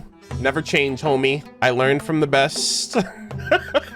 Oh, shit. Hold on. Pausers. Pause championship. Monsieur Neuvillette. I know he just showed up now. I don't care, okay? I'm picking favorites today. Oh my god. He's overlooking his brethren, and it's raining? Is this scripted rain? Hold on. Oh my god, is he crying for the dragons? Neuvillette, please. Neuvillette, please. Don't cry, sir. Guys, this is devastating. I hate it here. He's like my kinfolk. I'm sorry this has happened to you. We will get back at that heavenly reaver if it's the last thing we do. We are setting the scene. Is that Neuvillette? Is he standing alone in the rain? Has something upset him? I should say hi. Don't get an opportunity like this every day. Hello. Ah, traveler. Hello to you as well. It's Peak. It's voiced. It's saved. How have you been? I am the same as always. Thank you for your concern. In a good mood, Damn, traveler, that's diabolical. What do you mean, bro? It's raining right now. Yes, you noticed. Unless these are happy tears. The morning paper forecasted rain here at precisely this hour. Oh, okay, never mind. Is this actually forecasted rain? This isn't, like, influenced by him? In my experience, predictions of this nature are not entirely reliable. Yeah, well, I mean, you probably have a thing to do with that. Yet today, the downpour arrived on schedule. A stroke of luck. Okay, that's wonderful. I'm glad it worked out. Thank you. Though I do realize that standing in the rain is only my personal predilection, and that most would find it odd. Nah, I like the rain. Are you certain you wish to stand here with me while it pours unceasingly? It's fine. Besides, I didn't bring... Well, you know what? No, it's fine. I see. Something on your mind? Yes, I recently overheard a few Melusines complaining that the weather seemed to be conspiring against them. No! Neuvillette's like, not my children. For instance, whenever they carry an umbrella with them, hardly a single cloud shows itself. Yet when they gamble on sunshine, a downpour awaits. Oh, man. Naturally, I know that there is no causal relationship at work, having personally tested the theory. And, well, put simply, it didn't hold water. Okay, Neuvillette. you come up with that one yourself? Yet the fact you brought this up now makes me wonder. Perhaps today's rain arrived thanks to you. To me? Oh, okay. All right, glad I'm just awesome like that. Anyway, all right, you got me. I admit it. I'm the Rain Archon. You jest, I presume. What if... Wait, what if I just went with it? Would he eventually believe me? Is he that gullible? He would. He's too wholesome. I'd feared this squall might have soured your plans, but I'm glad it doesn't seem to have dampened the mood. The chance to stop and reflect is also an experience to be treasured. So it is. One's thoughts drift easily while standing alone in the rain. True. For instance, I am currently pondering how the raindrops that descend from the skies and the bubbles of air that rise from the depths broadly fall under the same category of phenomenon. You know what I thought he was gonna say? I thought he was gonna say, I ponder how the raindrops descend from the skies when the sky isn't even real to begin with. I thought he was gonna say some shit like that. How did the heavenly principles perfectly emulate rain when none of this shit's real to begin with? Do they not? Well, a passable joke, yes? Oh, that was a wordy joke, sir. That... Yeah, he definitely tried. Hold on. That was a joke. I thought it sounded kind of profound. All right, the one joke where he was like, it doesn't hold water. I was like, oh, you know, the Hydro Nation, the Hydro Dragon, rain, all that. Okay, that was an unintended joke. I'm like, okay, good on you, sir. Hello again. That one was like, all right, we could use some work. Very well. Your feedback has been noted. I am glad to have received your acknowledgement. Oh, he's still here. Oh, okay. I have enlightened him. I am glad to have received your acknowledgement. Big same, sir. I hope we get to see him more. He did mention the Melusine, and I'm like, you know, that'd be cool. We can have a little interaction with him in like Siegeween or something. Okay, we have Mizuki again, Yai, and Linny. Okay, we're gonna go to Linny and then we'll go back to Inazuma. Oh, hello, Linny. Linny's just big chilling over here like in a stance right in front of Celestia. I just noticed that. Still a ways to go. Hello, Linny.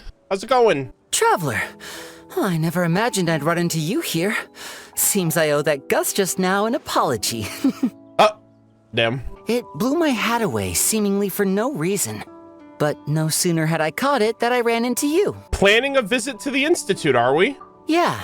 There's a researcher I'm looking for. One who's also interested in magic. Okay. He said he'd like to talk shop with me. Word is that he's invented all kinds of fantastic devices that are perfect for some truly amazing tricks.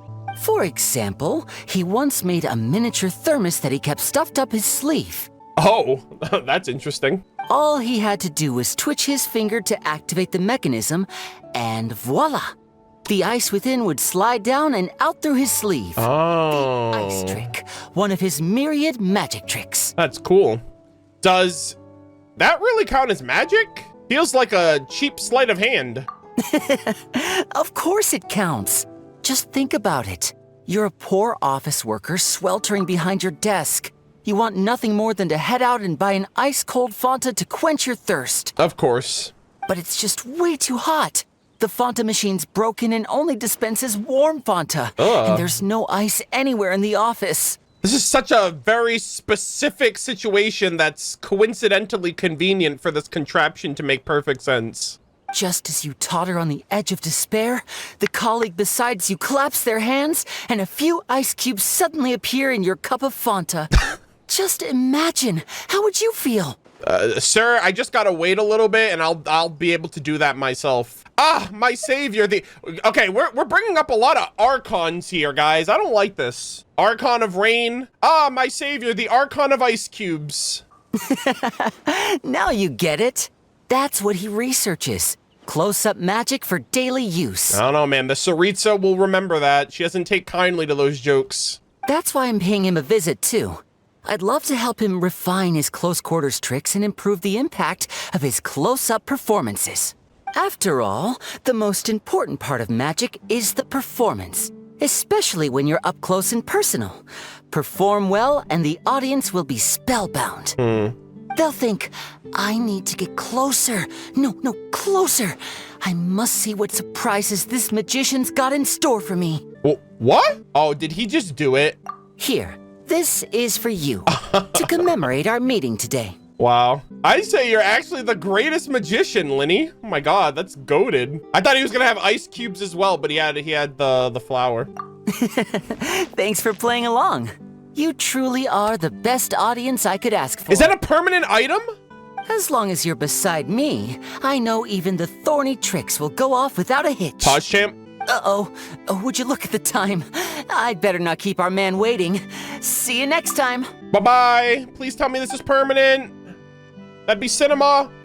Oh, I guess it's the item. God damn it. Okay, that's not what I meant. I meant like an actual like permanent quest item, not a material to add to my inventory. I mean, I guess we already got something like that with his quest item, but you know what I mean, okay? I guess, hey, I props to them for at least following up on the actual item, but I was expecting something more substantial. Which one's your favorite so far? Probably Thoma, honestly. Thoma's was actually a little unfair. His was pretty extensive. I think Thoma's is definitely my favorite right now. I don't know if that's gonna change with these last three, and I'm assuming some of these other characters will have multiple, like Charlotte has multiple and whatnot, but yeah, like Thoma's was just kind of unfair. All right, so next up, we're gonna actually head back to good old Hinazuma. We're gonna interact with Yai, and then I think we're gonna do Yume Mizuki, and then we're gonna head back to Fontaine for Dia, and hopefully that, oh! Hello, traveler. Oh! Are you here for a fortune slip? Oh my god! Apologies, but now isn't the best time. Oh my god! This is technically like Ladochka's voice, right?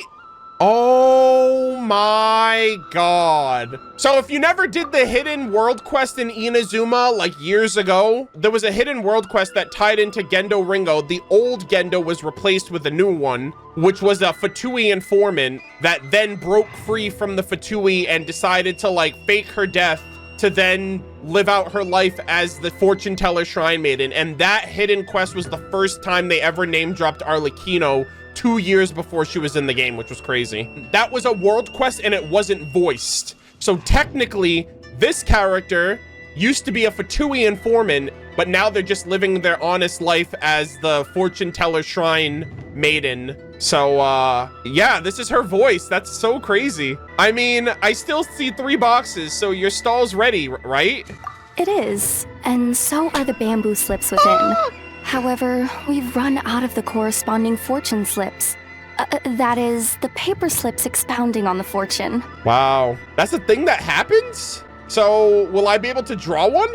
That depends on your fortune. We are currently preparing new slips. And how do I check that fortune? Draw a slip. Oh my god. Oh my god, she's talking to him in circles. Yo, he's pissed. And when can I draw a slip? That depends on your fortune. So how do I draw a fortune? Oh, that's funny. And how long are we going to do this? Till right about now. Congratulations on your That's fortune. Hilarious. Wait, how do you know that? Oh my. I was just wondering who wandered by. Wow. Why, it's you, little one. Are you here for a fortune slip? That's so funny. That's right, but Ringo here says that they were long gone. That they are, yes. Everyone in Inazuma seems to be getting more that's so anxious by the funny. year. He looked so pissed. Won't someone think of the rising paper consumption? We just restocked earlier, too, and poof, gone again. Even the great fortune slips are nearly gone. Oh, truly, the troubles of being a Guji never cease. Aw, you poor thing. Still, you're in luck today. Here you are, Ringo. 300 fresh good fortune slips written by yours truly in a single sitting. My god. Should be enough to tide us over. 300? And just how long will it take to go through those? Well now, that depends on everyone's fortune, of course. Now, little one, aren't you here to seek yours? Go on. I'll cover your eyes while you draw a slip. Oh my god, ma'am. Ma'am. I need an adult, guys. This is way too personal. Now be sure to draw well. These aren't your everyday fortunes, you know. These are Guji Yai's special slips. Oh my god. Alright. Yai Miko, please don't scam me. Oh god. Is this actually RNG? Is this not scripted? Hold on, come on. Come on, RNGesus. Please, I prage. Please, give me good fortune. Oh! See? Ringo was right. Yours is a great fortune after all. Definitely not scripted, guys. Clearly meant to happen. It was meant to be. You heard that. How? Miko, did you? Shh. Now. Don't let the whole world know, or yokai might come and snatch your good luck away. Oh, shit. This fortune slip was personally written by the current Guji of the Grand Narukami Shrine herself, Yai Miko, so it's quite potent. Guard it well, lest it ends up in the hands of a tanuki or baku. Oh my gosh, Aether's so happy. He's like, yes, I will do that. All right then. As always, I leave the rest to you, Ringo. Yes, Lady Gucci. Enjoy your samsara life. Huh? By the rest, you mean? That's exactly what she means. What Lady Gucci wrote were the good fortune slips. The bad ones are yet to be completed. Oh, God. Alas, any fortune I write would simply be too potent. Surely such power shouldn't be used to foretell doom and gloom. Safer then to have dear Ringo pen the misfortune slips. Makes sense. The well-being of every visitor to our shrine is at stake.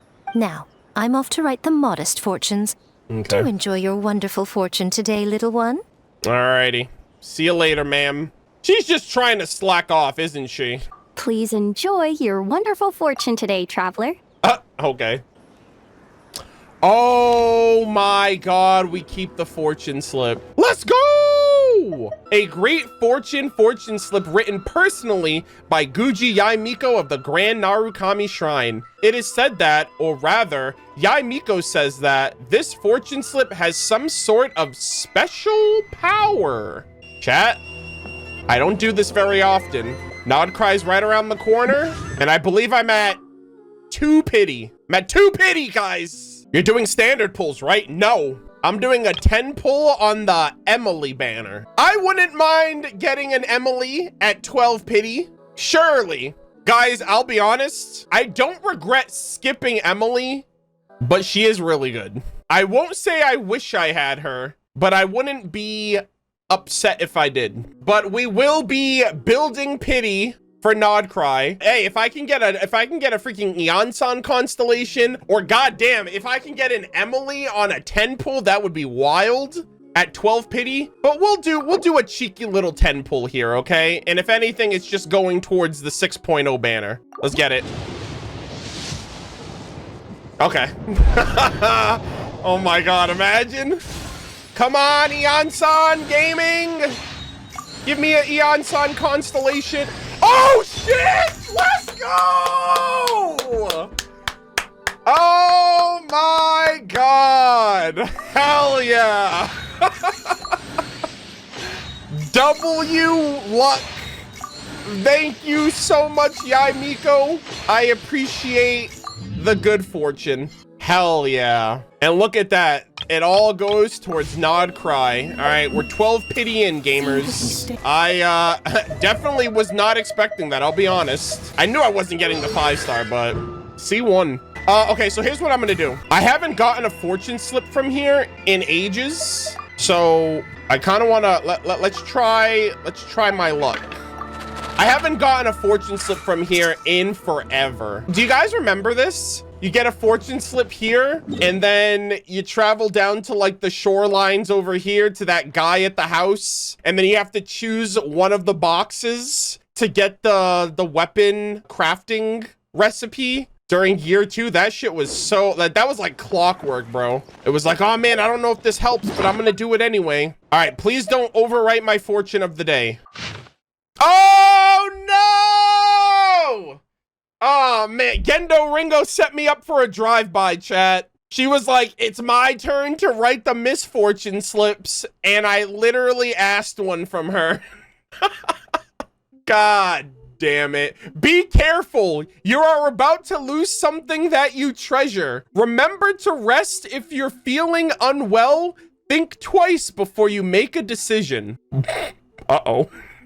Thank God I did my 10 pull before I pulled this. My goodness, get me out of here. Check Brand in the Fortress to overwrite it. All right, guys, you know what? We'll double down. We'll double down. Surely we cannot get double terrible luck, right? Surely we will not get misfortune and suspicious food. Surely. We cannot be that cooked. All right, let's sit down, let's eat our food, and let's pray that it's actually not cooked. Like my luck isn't cooked, not the food. Please let the food be cooked so it's not suspicious, okay? All right, let's see. 3, 2, 1. This is bullshit! Are you serious? Guys! Guys, I'm done. Stick a fork in me, I'm done. Oh my God. I got suspicious haggis. A dish with a very distinct flavor. Dry and coarse kernels of something scrape the surface. Something? Dry and coarse kernels of something scrape the surface of your tongue, making you feel like this may not be something edible at all. As you laboriously chew, you can't help but wonder, did some chips of firewood or something accidentally get mixed in while it was being made? Jesus, yeah, no wonder this strengthens defense. You have to have an iron stomach to freaking suffer through this. Oh my God. Don't look for shortcuts. After all, the shortcuts might already be clogged with hordes of people who've already found it. Yeah, today is scuffed. Oh my God. Yeah, today is, yeah, I want today to be over as soon as possible. You saw Heizou on the map? Oh, is he? Hold on. All right. If I don't see Heizou on the map, you're getting timed out.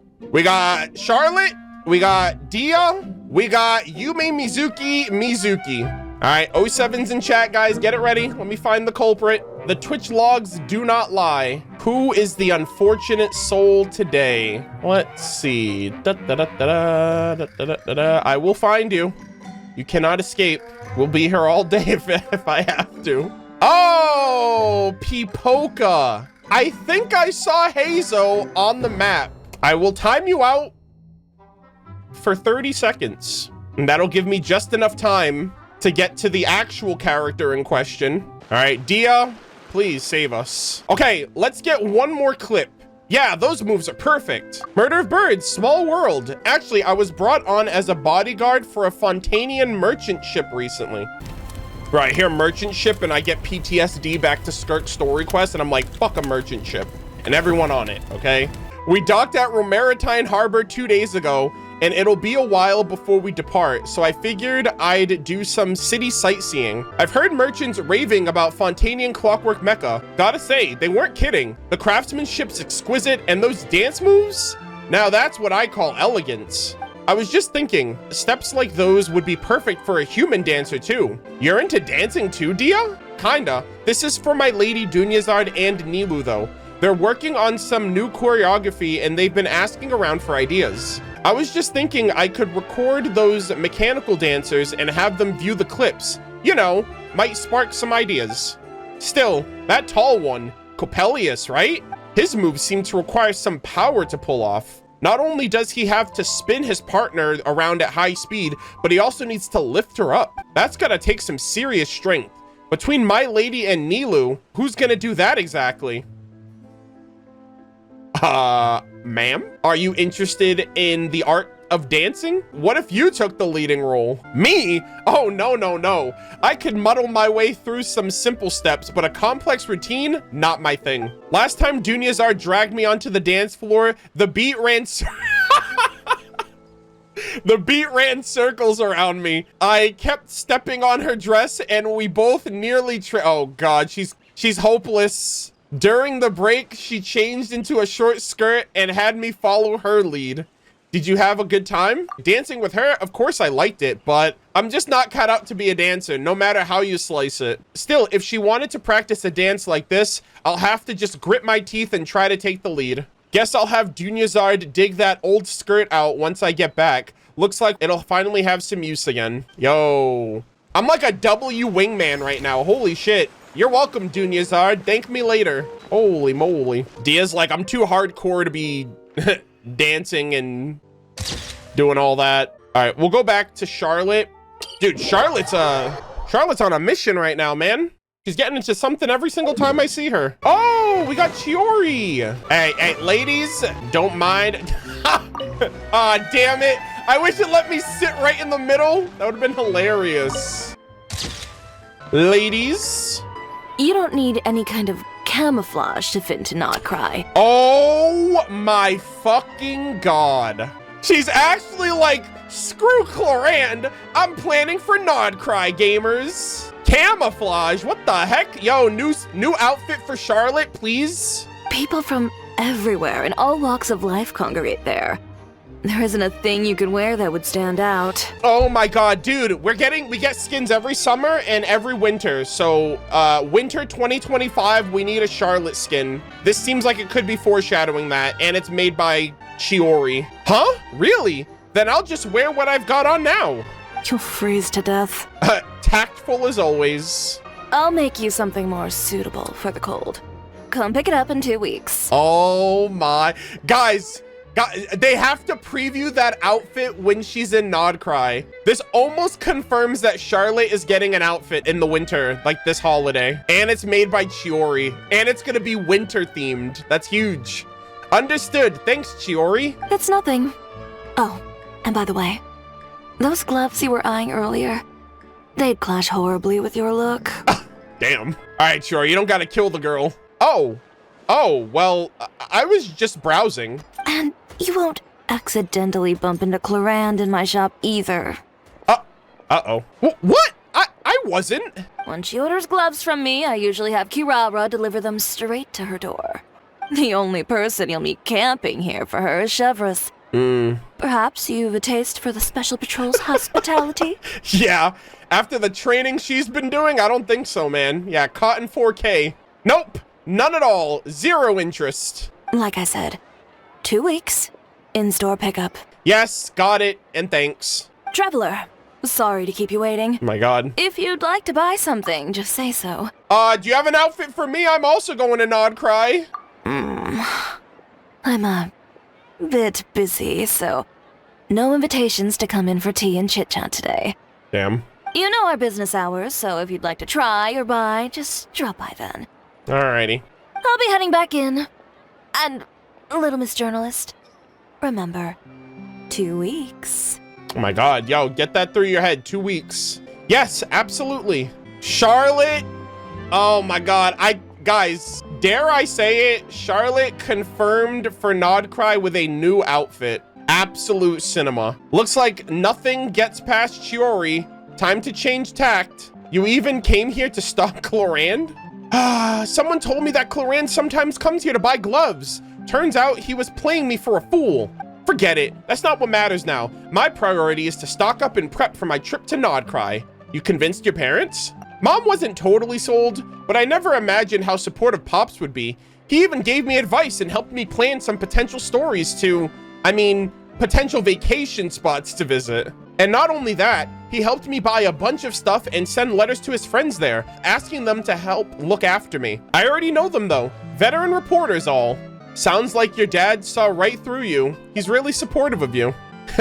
Of course, he's the best dad in the world. Yeah, one of the very few in this game, I might add, that didn't die tragically. Jesus. Naturally, he's the top reporter in all of Tevat too. If you're lucky, Murderofbirds. Confirmed! Mrs. Worldwide! If you're lucky, Murderofbirds, we'll see each other in Nodcry. Let's go. Charlotte gamers, dude, who cares if it took an entire year for her to come back on the banner? If you're a Charlotte main, or if Charlotte's your favorite character, you have one of the most consistent characters in all of Genshin Impact. You see your character at least once a year. Huge, massive, big W for her.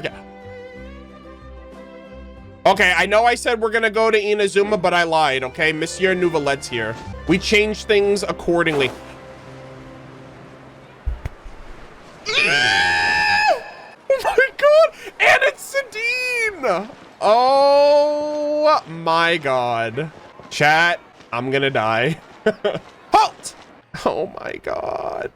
Hello, father. I'm just doing my day job. I am gonna cry. Look at them. He's so proud of his children. Oh my god. Sadine, massive fan favorite of the Melusine. Speaking of favorite dads, yeah, Neuvillette's right up there. Hell yeah. So, you recommend Chiori Boutique's seasonal children's clothing line? Yes, Monsieur Neuvillette. Ilof often invites Kiara to Chiori Boutique to try on outfits, and they take a bunch of photos. They're all adorable too. Oh my gosh. In that case, I shall place an order. Mind if I drop in? Greetings, traveler. Hello. Hey there. Great timing. Monsieur Neuvillette's added a new shop to his itinerary, and we were just discussing what kind of gifts to bring. What kind of gifts? A rare opportunity to take a vacation has arisen, and I plan to use it to visit the Melusines in Mercy Village. Oh my god, best dad. Oh my god, thank god. Thank god for this event, gamers. I've been waiting for this. This is everything I've ever wanted from Neuvillette. He's gonna say hi to all his children. It has been some time since my last visit, and as such meetings are hard to come by, I wish to prepare some gifts. As you are here, might I solicit your advice? Yeah, go for it. I believe you have already befriended a number of Melusines. As such, your insights would be most valuable. Yeah, all of them. I have a Melusine friend who loves... Mimir! I have a Melusine friend who loves to paint. Oh, right, I remember. Sadine's letter mentioned that Mimir has always been passionate about art. Indeed. Given the environmental variations there, some waterproof paints would make a good gift. Oh my god, that's so cool. There's no Melusine who don't like mechanical components. Yeah, that's true. I can help pick some. The Clockwork workshops usually sell spare components at a discount, and Clockwork toys too. Then I shall leave their procurement to you. Thank you. Yeah, everyone's little token. Prioritize what you like, without regard to cost. I will ensure you have an ample budget. Holy shit, bro's flexing right now, goddamn. You can never go wrong with making food.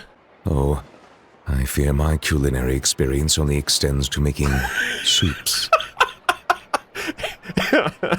If it's liquid, I can take care of it. Yeah, I guess that makes sense. Jesus. Sadine, are there any foods particularly popular among the Melusines recently? Let me think. Yeah, cake. Oh god, did Navia get to them? Let me think. Yeah, cakes, macarons, blubber, profiterole, pâte de fruit. Oh right, and lots of snacks like Fistos and Fanta. Oh my god. Oh. They're living life down there. It's okay to eat stuff like that in moderation as long as they're happy, right? I understand. Everyone has different tastes.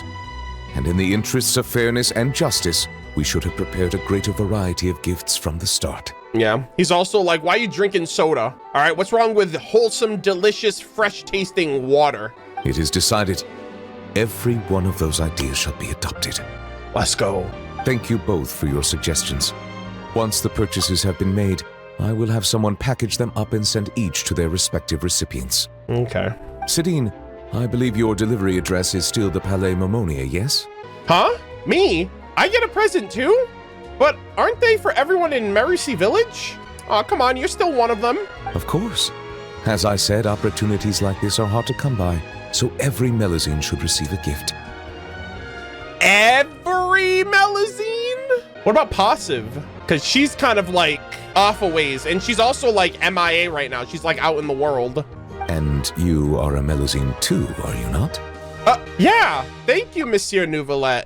Aw. No child left behind. I will give all of them. Technically, she's a Vishap, not a Melusine. Neuvillette doesn't treat her any differently, okay? Yeah, as the saying goes, passive is passive, okay? Oh, God. I don't know if I can do this, chat. Not again. We got Kirara again. Oh my god, Kirara's still at the restaurant? Jesus. Okay. It might be cooked, chat. No pun intended. All right, is Layla still going about her business here? God, that's so cool that she's here too. That's another thing too, like, it's really cool to have these cameos because, like, even Kaeya last patch, I think, like, for some of Kaeya's interactions, like, he had Klee, and so by pairing some of these characters together, like, for, like, cameo interactions, you don't really have to, like, focus so much on having every character have their own anecdote. But, oh, we're in the back rooms, I think. Hold on. Are we doing this? Oh, we're doing this. Let me just, I'm just here. I'm just here as an observer, okay? All right, therapy time. No peeking either. If you don't peek, you get head pats. Don't be like me, okay? Be smarter. All right, realize that head pats are the way. You're Miss Layla's alternate personality, yes? Oh, I am so sad. I'm so sad this isn't voiced. Oh my God. Alternate personality? Don't mistake me, little Miss Yokai. I am Layla. I'm just sleepwalking right now. Peak Layla. Oh my god. You're Dreamwalker Layla. Ah, no less than I expected of my dear friend Murderofbirds. An apt sobriquet. Your personality is the opposite of Miss Layla's. Almost like a mask worn over her original personality. A mask? Oh, now that's an amusing way of putting it. How many more masks like you are there? No shot. Is Mizuki assuming that Layla has like multiple personality disorder? Oh my god. Jesus. He's like, is there a happy you? Is there a sad you? Is there a... That's a nice pose you're striking, little Miss Yokai. What would you do if I were to say more than one? My response depends on your answer, so please do so. But let me be clear, lies are of no use here. Oh my god, this is horrifying. Yeah, look at her. Jesus. They're trying to one-up each other. Oh my, how terrifying. But relax, I'm one of a kind. And what's more, I'm nothing like you assume. At most, I help her with her homework and draw some star charts while she finally falls asleep. She's been pushing herself harder lately, piling more pressure on herself. Not that she'd admit it, but I know absolutely everything that goes on in her mind. She's clearly doing a good job, but she won't rest until she finds some flaw, even if there isn't one to find. Such intense introjected aggression. Does Miss Layla rarely receive positive feedback in her daily life? The opposite. Her advisor and classmates all praise her to the skies, but she ignores what she's already accomplished, fixated instead on any little imperfection and unfilled gap. I understand. I'll adjust her treatment plan accordingly going forward. Yeah, she's a perfectionist, it sounds like. Just a word of caution. If Miss Layla does recover, you will disappear. No! Well, maybe she won't disappear. Maybe they'll finally become one. And Layla won't be like this tired, timid, like always lethargic individual, you know? This is true Layla after all. Is that so? Great. Looking forward to it. Oh my god. Hey, well, she is her at the end of the day. So if anything, they would just kind of become one instead of being two halves. They'll be a whole. Huh? Yeah. What? Confused? Little Miss Yokai, I am Layla. I always have been. Yeah, exactly. Like, as a separate entity, it might seem like, oh my god, we're losing you. But actually, rather than disappearing, I'd just be the mask being dropped. Exactly. Oh my god, cinema. Murderofbirds, would you mind supporting me a bit?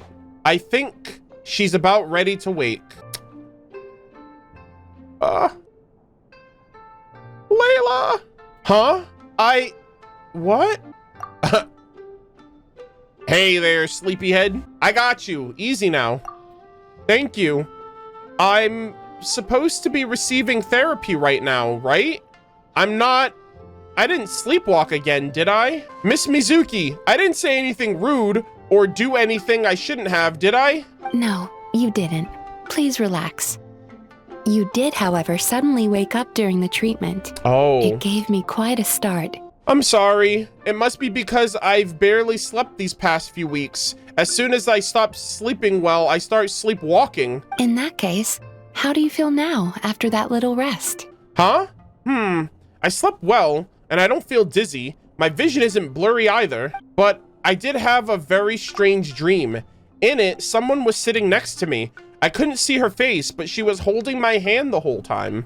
She seemed to be saying something, but I couldn't hear it. I just felt like her presence comforted me. It's okay. That's enough for now. Dreams are cherry blossoms carried by a swift current. Thinking of them fondly from time to time is fine. But should you try to reach out and grab them?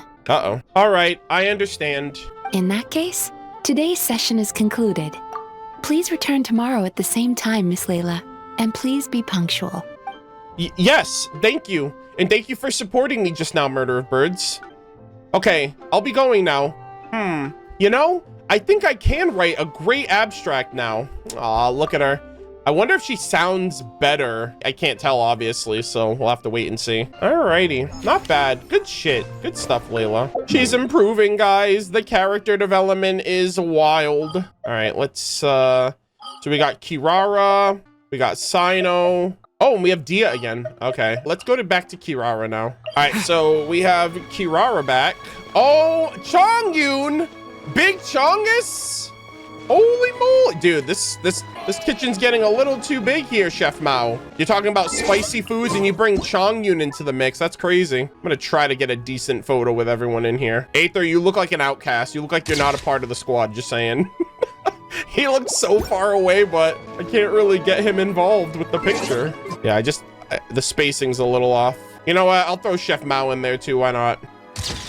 Yo, Big Chongus. Yeah, see, that's a little bit better. I like that one. Let me get this little picture while I'm here. I'm stuffed. And this time, my tongue was safe from being burned by heat and spice. Thanks, Chongyun. No problem at all, miss. With a well-stocked kitchen like Xiangling's, making a bowl of noodles is nothing. Oh, cold noodles. I see. See what I say? Told you I knew someone that makes delicious cold dishes. You're here too, Chongyun. That's right. Chongyun's signature dish, cold noodles with mountain delicacies. It's just perfect for Kirara. I was passing through the area when Xiangling came up to me, said that she had something really urgent she needed my help with, so I followed her and wound up making a bowl of noodles with some sides for Miss Kirara. Oh, hold on, what did that say? When you put it like that, thanks to his condition, yes, a happy coincidence. I used one of my recipes to prepare a simple meal. Thankfully, it seemed to suit Miss Kirara's taste. Chongyun, come on. No need to act like a stranger. If you keep this up, I won't take you to see Ioroi or Ito. Oh my god. Oh, the yokai? Ito and Ioroi. Chongyun said he's always wanted to see supernatural creatures, but for some reason, he's never managed to. Ito's a full-blooded Oni, and Ioroi's a proper great yokai. And it just so happens that I can make the introductions. Great yokai? Do they, Miss Kirara, what exactly are the spirits and monsters of Inazuma like? Do they ever harm people with magic? My god, this is so cool. If they're really fierce, I can always ask for Lanyan from Chenyu Vale's Lan clan to help. Her family's Shiman arts will definitely be able to subdue them. It's not that deep, buddy. Right, and there's also my friend Xingqiu. His swordsmanship is top-notch, and he'll definitely help. That's just the sort of noble soul he is. That'd be cool if he went to Inazuma again, like the Iridori Festival. Chongyun, buddy, about that. Calm down a sec. Hey, don't get the wrong idea, Chongyun. Ioroi and Ito are both good people. Good yokai. The worst, and I mean the absolute worst thing that Ito's ever done is refuse to admit that he lost the card game. He still owes me tricolor dongo for that. Ioroi is also nice. It's just, every time I pass through Chinju Forest, he drags me into playing hide and seek. Huh? That's completely different from what I've read. The books also say that everyone in Liyue Harbor stands on swords while they surf through the skies. Don't believe everything you read. That settles it. You're taking the boat with me in a few days. I'll take you to see them, and Granny too. Oh my god. Very well, I'll start getting ready now. Right, and I'll need to bring my yokai booklet too. Sheesh. Okay, let's go. All right, so I'm expecting them to be I wonder if Ito's gonna make a cameo along with Ioroi and Xingqiu when they go to Inazuma. That's really, really cool. Actually, let me double check on that. Oh, the kid! He's here, gamers. Let's go. All right, sir, you're literally just standing in the middle of the street menacingly. Oh, never mind. You're on the case once again. And just like that, she left. She looked like she was in pain too. So what's that about this time? Oh, just in time, Murderofbirds. Remember that case from before? I already cracked it. Elementary, my dear Heizou, I see. I suppose I can tell you the whole story. You look like you might explode from curiosity otherwise. She probably won't come after me for leaking the case details. Oh my god. In short, the culprit was a student who frequented secondhand bookshops. Too poor to buy books, he just read them on sight. One day, he wrote a letter confessing his love to the girl he admired in secret and planned to slip it into her desk. But in the end, shyness got the better of him and he retrieved it, he retrieved it unopened. Dejected, he began to head back home. On the way, he wanted to crumple the letter into a ball and throw it, but he couldn't bear to do that either. so he began mindlessly fanning himself with it. Brother. Just then, he passed by a second-hand bookshop. So, to distract himself from his problems, he decided to head in and finish the novel he'd started reading a few days ago. After finishing The Flesh-Eating Tree That You Shouldn't Mess With, he returned home only to discover that his Oh, did he think that he put it in the book? And then he had to track down the book, and it probably was purchased by the girl that he was gonna confess his love to? Wait, he didn't leave the letter stuck in the book, did he? Exactly. He had accidentally used his love letter as a bookmark while reading. By the time he realized his mistake and returned to retrieve it, he found that the book had already been sold, and the shopkeeper couldn't recall the buyer's name. If anyone saw that letter, the poor boy must have been drowning himself crazy, thinking, if anyone reads that, I'm done for. I've got to get it back, no matter what. Oh my god, this is insane. Desperate. Oh my god, look at the lighting. Hello? Sheesh. Desperate, he turned to the modus operandi he'd read about in the same criminal novel to retrieve it. I don't know if it's because he's actually really talented due to the book's meticulous and detailed descriptions, or because Inazuma City is so safe lately that nobody bothers with basic precautions. But he succeeded. He used the criminal technique in the book to conduct numerous break-ins and threw all of Hanamizaka into chaos. As the case was initially pretty minor, only the Doshin were assigned to the case at first, but as the investigation stalled out, the public got more and more restless. So, Madame Kujosara assigned me to take charge. Fortunately, it wasn't too complicated, and as for the process, well, I'd say it went pretty smoothly. So how'd you catch the guy? Well, I didn't really catch him per se. One of the Doshin at the station bought a copy of The Flesh-Eating Tree That Shouldn't Be Messed With. He was going on about how I gotta see for myself how good a book that can make a criminal willing to risk it all is. And as he opened it, the letter just fell out. After reading this baffling love letter, everything clicked. Oh, well, I guess his name would have been on the letter and then they just tracked the guy down, right? Yeah, look at that. Holy moly. So I just picked the time when classes were about to finish, intercepted our little criminal on his way out. He didn't even try to run? Of course he did. Turned tail and was about to bolt the second I saw him. So I just said, if you run, I'll show the letter to your crush's desk. That's crazy. No sooner had I finished speaking than he meekly surrendered. Heizou, you're terrifying. It was a bluff. I'd never actually follow through with something that low. He might be a kid, but a crime is a crime, and crimes come with consequences.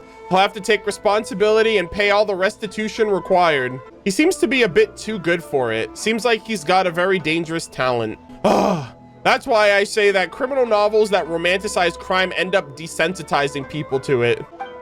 Something like this isn't really illegal, right? No harm, no foul. It's no big deal. Once ideas like that start worming into people's minds, they might unknowingly turn to fools who cross the line. Murderofbirds, what do you think about it?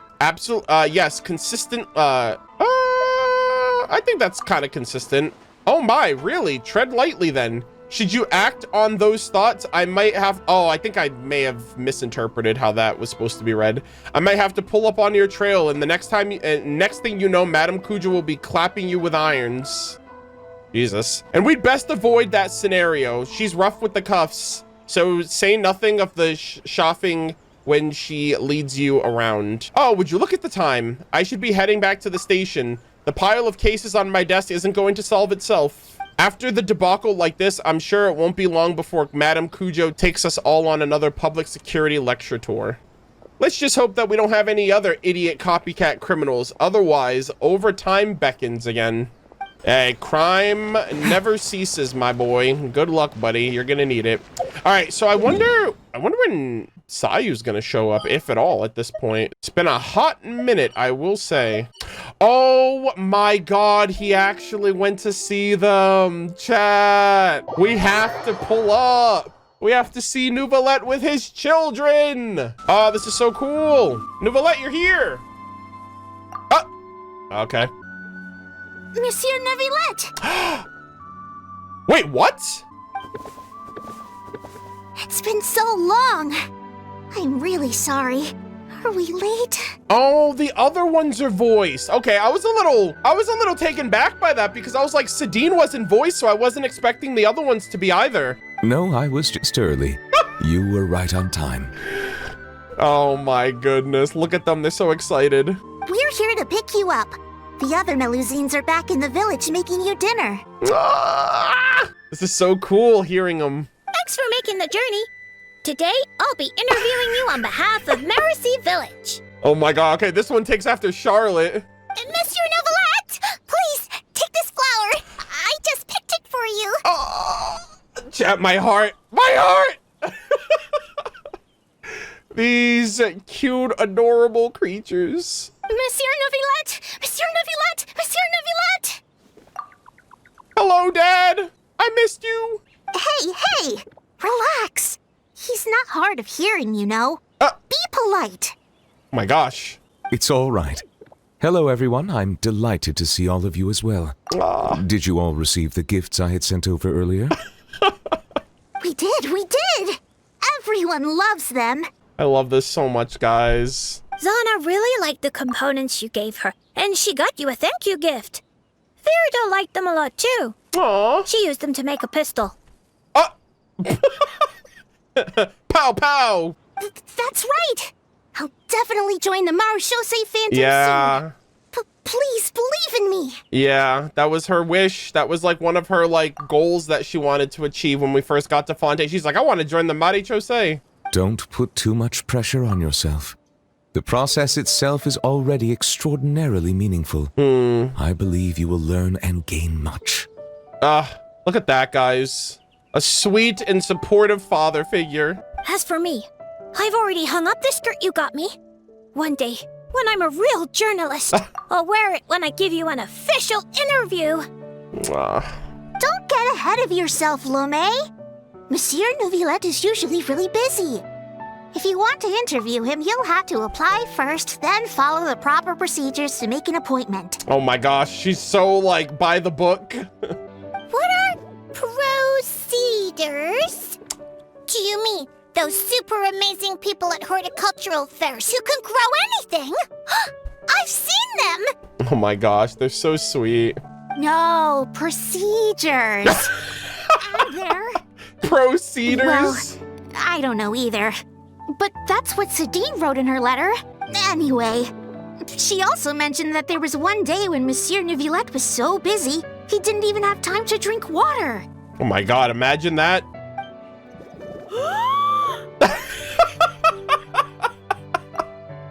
Nuh-uh, really? Egad! How could the Palais Mermonia be so cruel?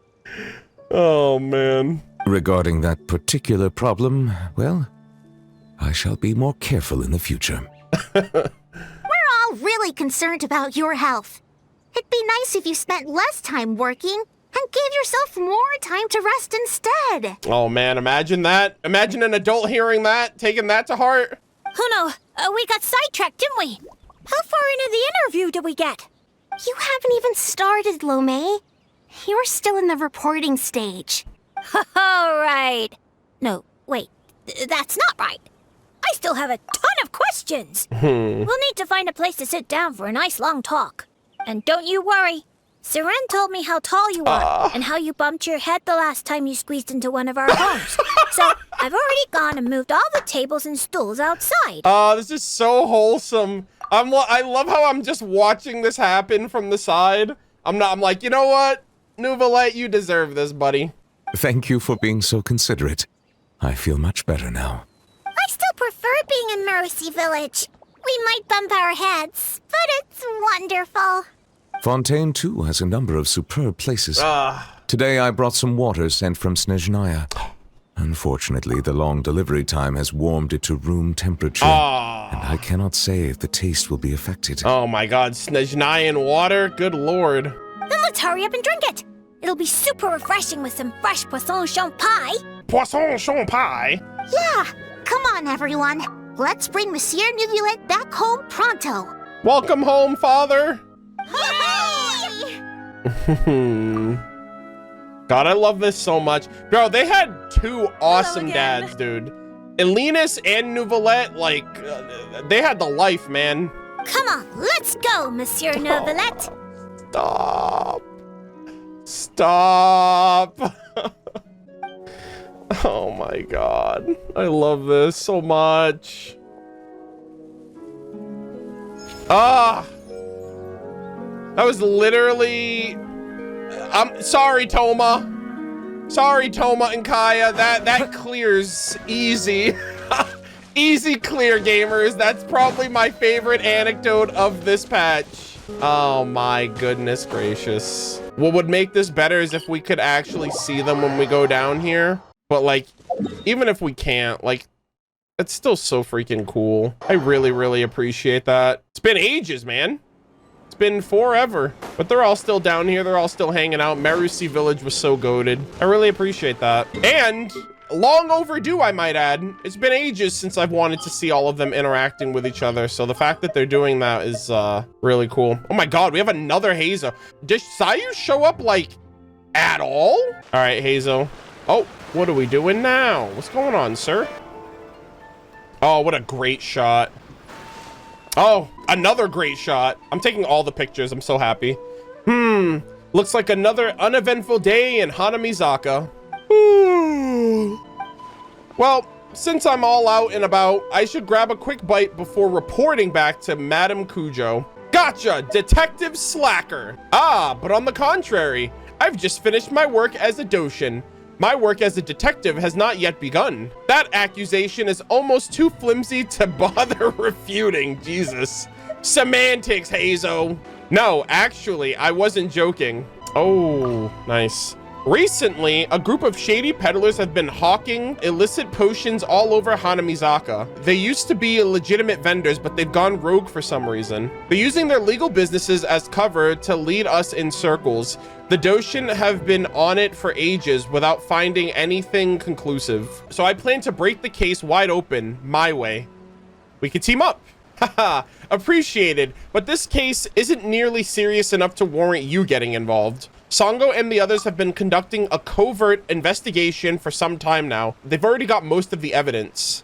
Now, it's my turn. My gosh. Oh, wait, what did I say there? It'll be a cinch for the great Detective Heizou. Now that's a welcome sentiment, Murderofbirds. If everything goes well, I'll treat you to something tasty. Promise. All right, cool.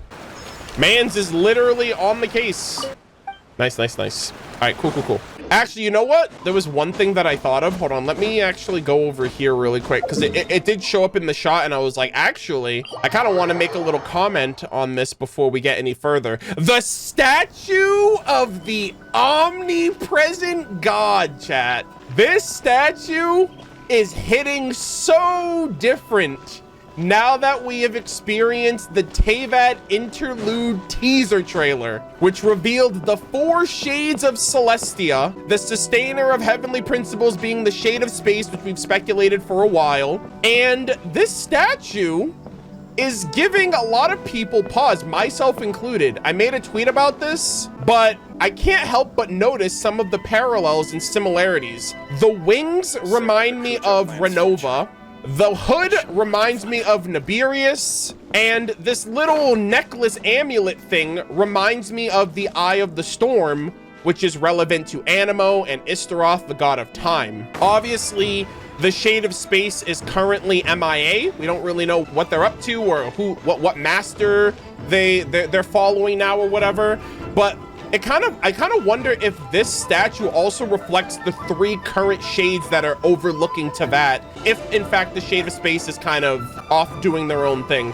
I was gonna say maybe the clothing could reflect the Shade of Space, like this little cross section right here, like the cross fabric, but I'm not entirely sure. Like the attire wise, it seems like it could be. That could also be a reflection of Phanes, the primordial one, if you will, right? Because when you think of omnipresent God, time and space, life and death are all omnipresent concepts, right? And so, I guess reason would be the only one that's kind of lacking. So yeah, I just think it's really cool. I can't help but think this is like an amalgamation of the shades and each one kind of reflects them in a different way. But yeah, at the time of, like, obviously we didn't know. The first thing I noticed in the trailer were the wings specifically, because those same wings were reflected in the early Inazuma cutscenes of, like, when they first talked about putting the visions in the statue. And another thing too, which is crazy, allegedly, right? Like, the visions come from Celestia, right? They come from the gods. And A would take the visions and put them into this statue of an omnipresent god, which seemingly reflects Celestia. And it's also interesting that it's here in Inazuma, where in her, I think in her cutscene, she mentions that eternity is the closest to the heavenly principles. I don't know if that was in like her trailer, if that's a quote. I think it's in one of her trailers actually, but she does mention that like eternity is closest to the heavenly principles. And then you have a statue which reflects potentially the shades of the heavenly principles, which is really cool. So yeah, I just think that's really cool in general. I think there's a lot more to the Raiden Shogun, and A in particular, maybe even what Makoto knew back in the day, especially when you consider, you know, the moons. You know, they talk like one of the moons referenced eternity, and you know, like that reflects Inazuma. And I also mentioned A when we learned about that as well. So, and she's got like that plane of euthymia with like the weird like crimson like moon that was in there as well. A lot of really cool things to look back on, especially I wanted to mention it just because we're in Inazuma right now, and it's been a talking point for the last couple of days, especially since these trailer has been kind of out and about, and I wanted to mention it. All right, anyways, let us continue. Steel yourself, guys, because Sino is back. Yeah, that's another thing too. I need to stop calling her the Shade of Space. She has a name now, Asmodee. I can finally say Asmodee instead of the mouthful, the sustainer of heavenly principles. There should be enough bark samples. Next, soil collection. I guess you can say this tree is all bark and no bite. Anyways, what you doing? I came here to assist Tighnari with collecting plant samples. He directed me to come collect bark around here. Gotcha. But these trees are covered in mushrooms. Hold on, is he gonna I have to clear them away? Please tell me he's gonna say something. Please tell me he's gonna say the same joke. I can't help but wonder just how these mushrooms got to that size. Environmental factors, perhaps? Right. Tighnari also talked about how the environmental factors influencing the growth of fungi are extremely complex and varied, each interacting with the others. Yep. Even the smallest change in one variable can greatly impact their growth process. I thought you were from Spontamod, Sino. No, I've simply been pondering a question these past few days. Uh-oh. Here it is. Do you know why fungi only grow on trees and not on grilled meat? Oh, God.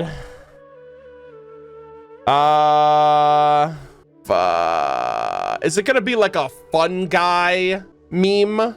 Or a fun guy joke? Why don't they grow? I have no idea. I can't imagine. Because that's what they've always done. They're all vegetarians.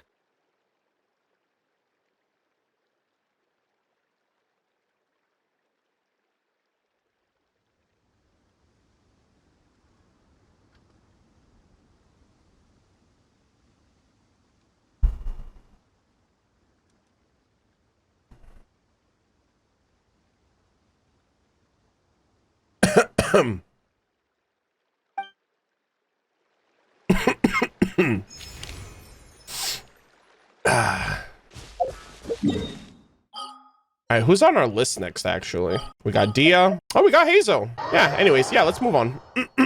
We have a crime to solve, okay? We can't be doing this, guys. Alright. Ooh, this is a great shot. Quite the slippery branch, but there's no such thing as a deed that leaves no trace. How's the case coming along? I seem to have run into a minor snag. They're a bit sharper than I anticipated. Not only do I have a whole pile of middlemen who don't even know each other, but their sales channels are all one way. It's time to find a new angle. Uh-oh. Really? Brother, you said like 2 sentences. What the hell? He's like, yeah, I'm hot on their trail, traveler. Until next time. And then he leaves. Like, come on, bro. Guys, we're really holding back Sayu for this? Finally, she's here, gamers. All right, Sayu, this is your moment to shine, girl. This is what everything has been leading up to. Why are you in the boonies right now? You're like all the way up. What? Dory is in Inazuma. Oh my days. Holy moly. What are you doing here? I'm sure you're just trying to make another quick buck. Surely. Oh my god, this is awesome. Oh my god, this reminds me of Chi-Chi and Yao Yao from the first event. They were also like sitting on rocks talking to each other. I see. So no ninjutsu can disguise someone as a potion bottle after all. But think about it. Actually, but think about it. A human-sized bottle? Now, wouldn't that be an eye-catching sight? Really? But making a ninja gadget like that would take forever. And it'd be a real pain, too. Yo, shout out Lily Pichu. Welcome back. Oh my gosh. What are you trying to sell this time? What schemes are you cooking up? Ah! Murder of birds! What brings you here? Sayu, I'm protecting you from scams. Sayu, what's she pushing on you? What's she pushing on you? I ran into Dory while I was shopping, and she dragged me into helping film an advertisement. Oh god, free promotion. She's gonna make you work so she can get exposure. And she's probably promising you something that can make you grow. She talked so fast, I couldn't even get a word in, and bought me lots of snacks and drinks. So I've been listening to her talk this whole time. Haha! This little bottle is nothing less than the newest, most valuable treasure in Lord Sangima Bey's portfolio. All right, well, what is it? Behold, feast your eyes on the ultra amazing miracle tonic, guaranteed to make you taller with zero effort. The name's a guaranteed mouthful. Never mind the potion. Come on! Customers these days don't have the patience for in-depth pamphlets or detailed explanations. Yeah, they only read the headlines. So, I just crammed everything they need to know about the potion and its effects into the name. It's a bit long, sure, but it gets the point across loud and clear. Actually, you know what? That is kind of smart. That's probably how things are these days. Sounds nice, but I don't have any more. The Shrine Maiden took all my allowance. Oh no! Huh? Why? That's wage theft! No, not at all. It's just for safekeeping.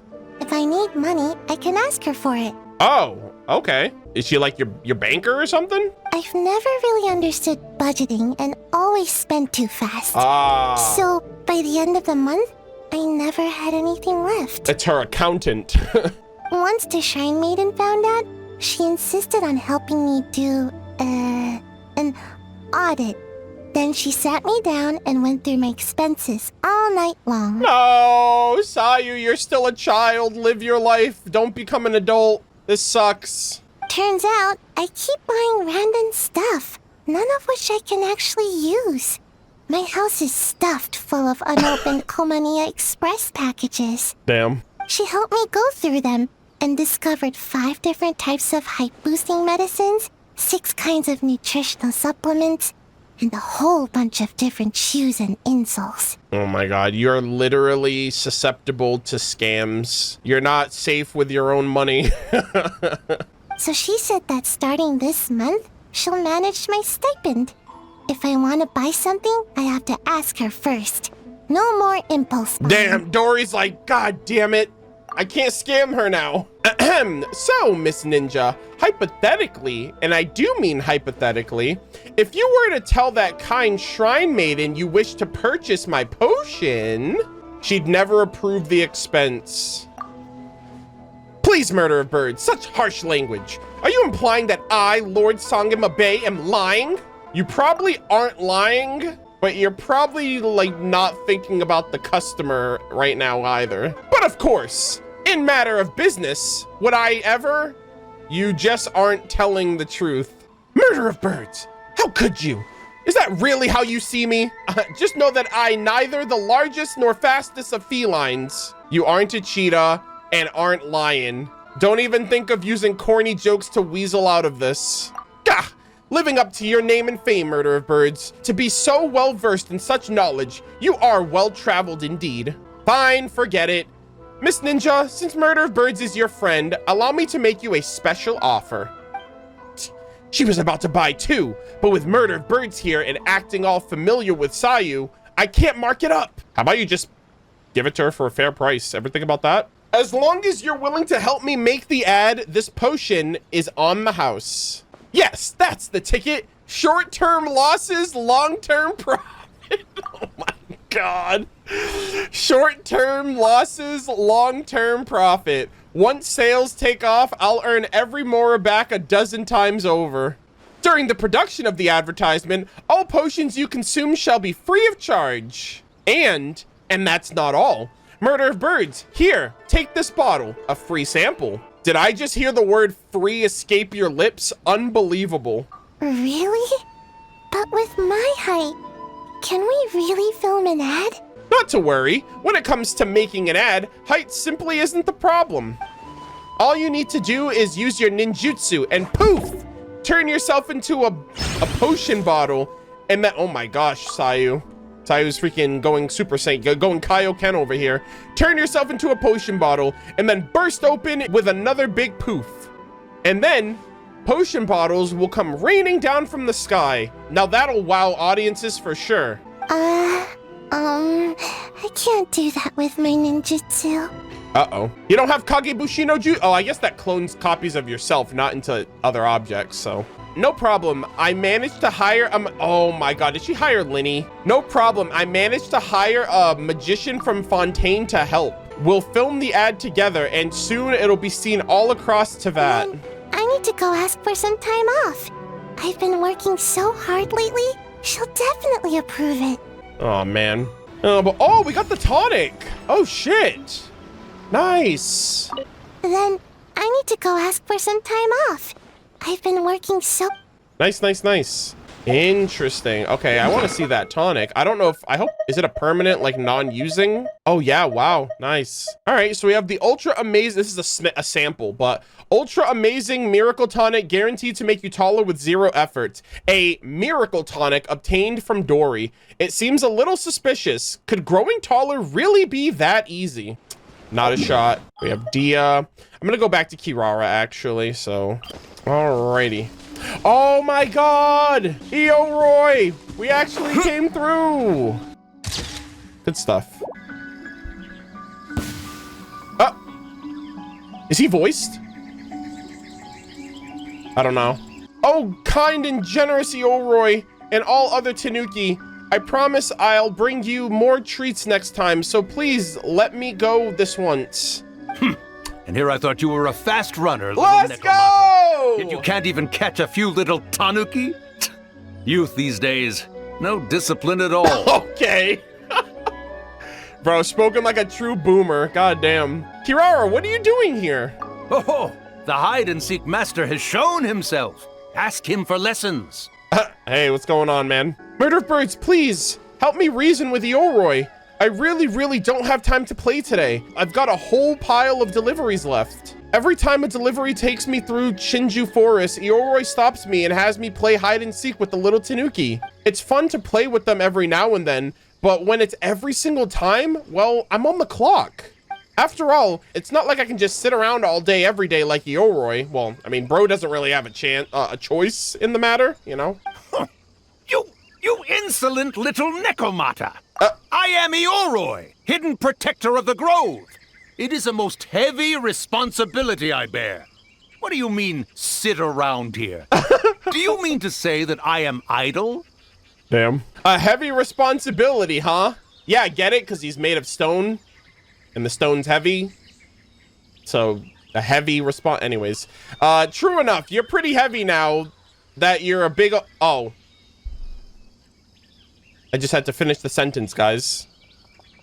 Yeah, I was on the same page as her. Anyways. But that's not the point. Hurry up and lift the barrier spell, or I'll be late delivering my packages.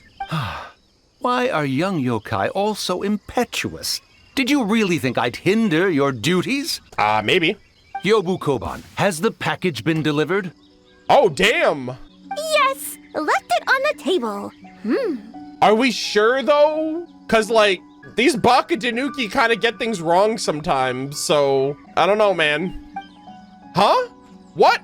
When did you... My package? Ha! Still so young, little yokai. I knew who the package was for the moment you set foot in my forest. And while you wandered about, had Gyobu Koban go and... My delivery receipt! Oh my god! What's wrong? Why are you suddenly radiating such intensity? Oh man, you screwed up her job! My delivery receipt is stuck on top of the box! If they don't sign it, then the delivery isn't considered complete! And if they throw away the box, I may as well never have delivered the package at all! Oh my god, she's defeated. If this delivery was for nothing, then you're not getting any moss cleaned next time I'm in Chinju Forest. And once you're all overgrown, you'll just be a big dumb rock that nobody can even see. Yeah, you come back! Oh my god. Gyobu Koban after her! You absolutely positively must help her get that receipt thingy back. Sheesh. I love how he's like, Gyobu Koban, it's your fault. Go help her. Like, bruh, really? How's it going, sir? Hey, I love that they voiced him, though. I'm really glad that these characters are able to get voiced whenever they're relevant, especially for the Mikawa Flower Festival. That was really good. Chat, I thought we were done. I thought it was over. Oh, how wrong I was. I thought that was it. Let's just get this over with, I guess. All right, Sino, where are you, my boy? I know you're in here somewhere. Surely. He's not there. Oh, wait, was he outside? Bro. I hate when they're like anywhere in this vicinity because you can never tell if they're in the freaking library or if they're on this part of the freaking... I hate this. I'm serious. You should let me come with you. Sir, who are you? Or, if not me, then at least find some mercenaries to join you. A large group moves too slowly. Speed is what we need to catch a fugitive like him. A fugitive? But... That's enough. Proceed as planned. We have to get him on the first try. Yes, General Mahamatra. Okay. See ya. Trouble brewing? Nothing major. A scholar made a prohibited device and fled the academia with it. Oh. We're already in pursuit. Uh-oh. We've decided to act discreetly to avoid alarming the general public. Sounds like you're going alone then. Affirmative. The plan is all set. Other Matra will prepare the trap, and I will go alone and drive him into it. He's cunning. He's already outwitted multiple Matra tracking him, and some sustained significant injuries. But he won't escape this time. I know, okay, this seems like a pretty serious situation. I'm like, is he gonna throw a pun in here somewhere?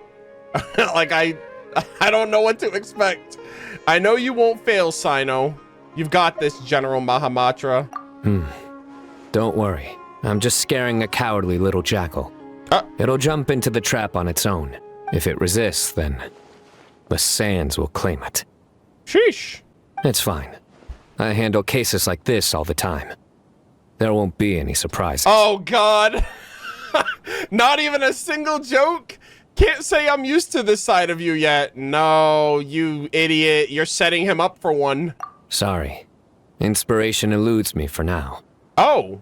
I'll be sure to tell you a good one once I get back. Oh.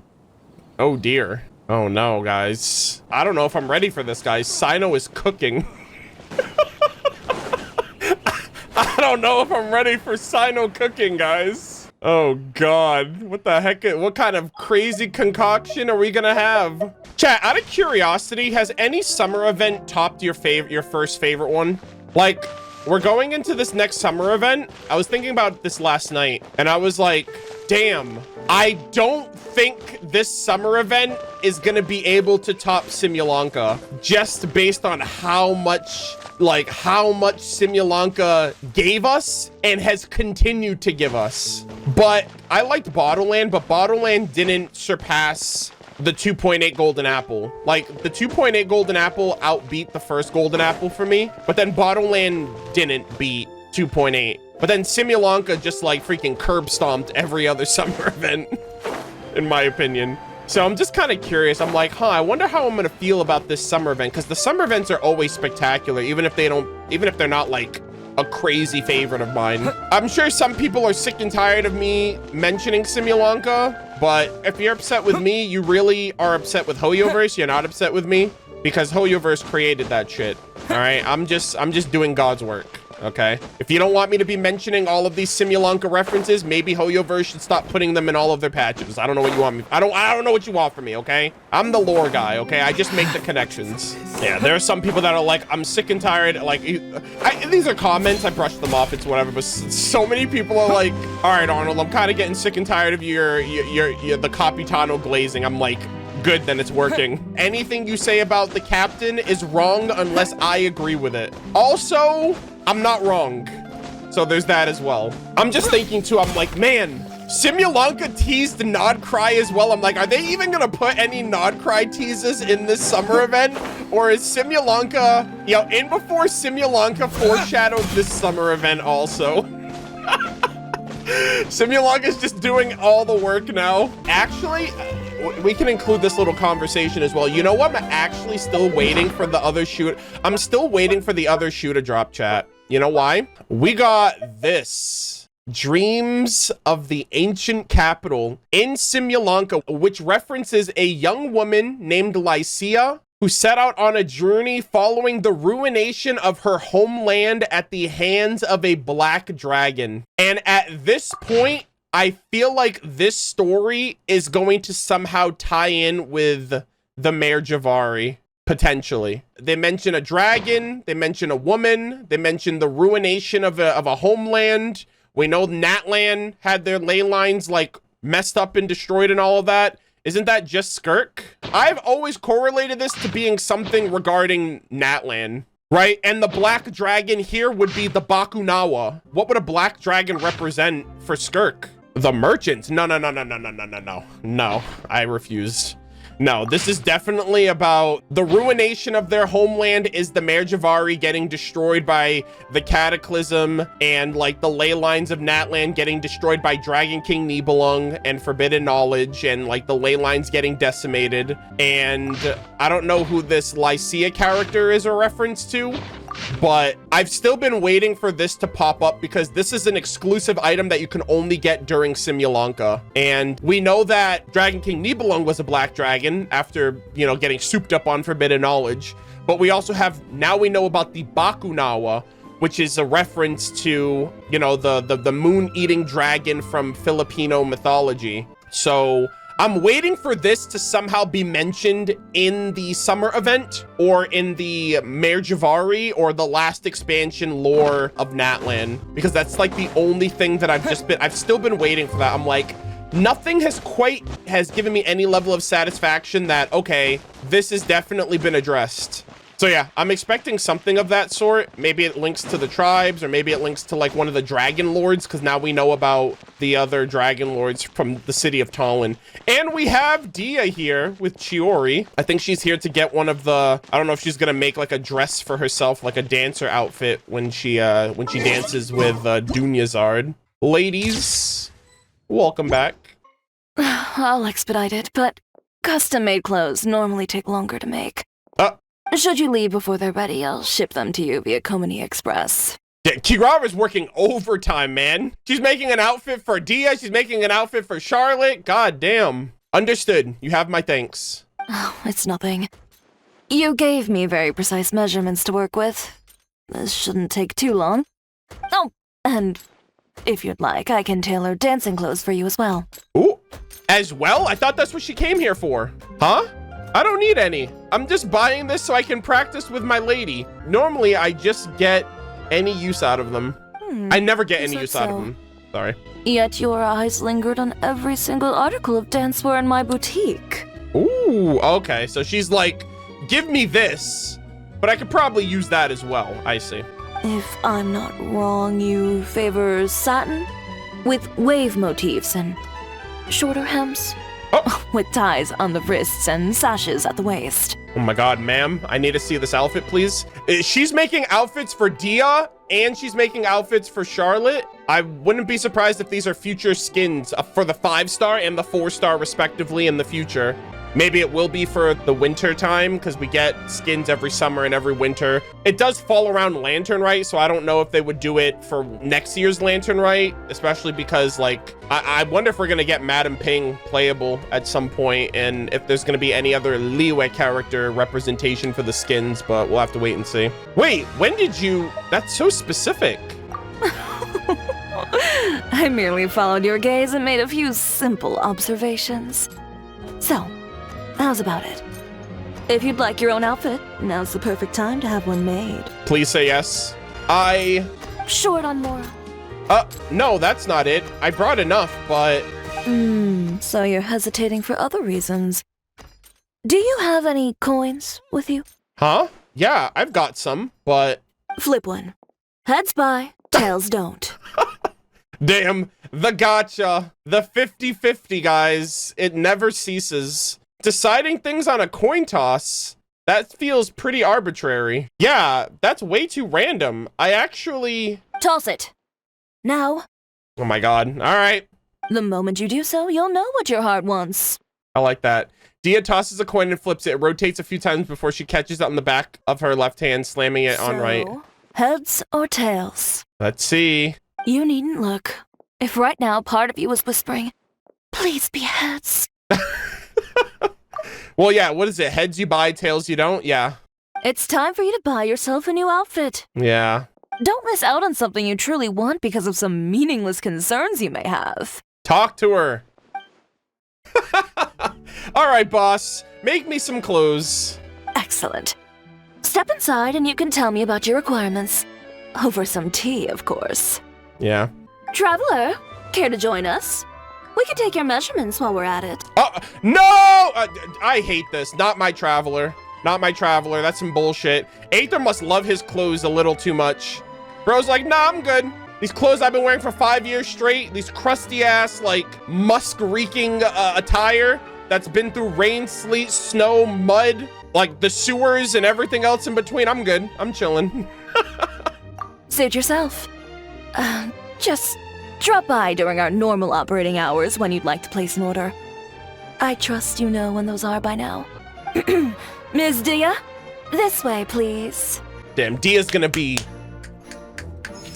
on fire. Oh my god, I'm gonna be so jealous. Dunyazard, ma'am, you are a lucky lass. All right, let's see. What do we have now? Is there anyone else? I don't think we did everybody. Pause? Really? Wait, Heizou, right? Wait, Chad, are we done? Wait, is that it? Is that everybody? You're missing Heizou? Heizou has one more? Well, where the hell is he then? God damn it. I gotta wait on reset for that? No shot. Okay, so I'm just missing Heizou. Unfortunate, man. All right, gamers, so we are gonna be wrapping up the last of the character anecdotes. It is the next day. Heizou's anecdote has been fixed, and so we are on the case. Well, what do you know? Help can come from unexpected corners. Oh, this is a great picture of him. I like this. Well, at least the case is closed. Now, as for Madame Kujo-Sara, how can I get over this in the debriefing? Cracked it already. You flatter me. If it wasn't for Miss Dory's assistance, I would have... Oh, wow. I guess it did tie in a little bit with Dory and Sayu's interaction. You flatter me. If it wasn't for Miss Dory's assistance, it would have been a real headache. Dory? What did she do to help? A potion from Dory? That would be the ultra amazing miracle tonic guaranteed to make you taller with 0 effort, right? I've heard of it. Her name's been on the Tenryou Commission's watch list for ages, and we've already tested the potion. It's a harmless herbal mix, and the herbs themselves are healthy, so it technically does boost growth. Wait, you mean she... Oh, damn. We literally had at her. We were basically calling her a scam. I mean, Dory's always looking to make a quick buck, right? A quick coin of Mora. So, you know, she's gonna think about her bottom line more than the customer experience. So I don't know, man. She wasn't lying. You should take a closer look at her tagline. It's an ultra amazing miracle tonic guaranteed to make you taller with 0 effort. Did she mention anything about how long it takes to make it? Yeah, exactly. It's guaranteed to. It doesn't mean instantaneously.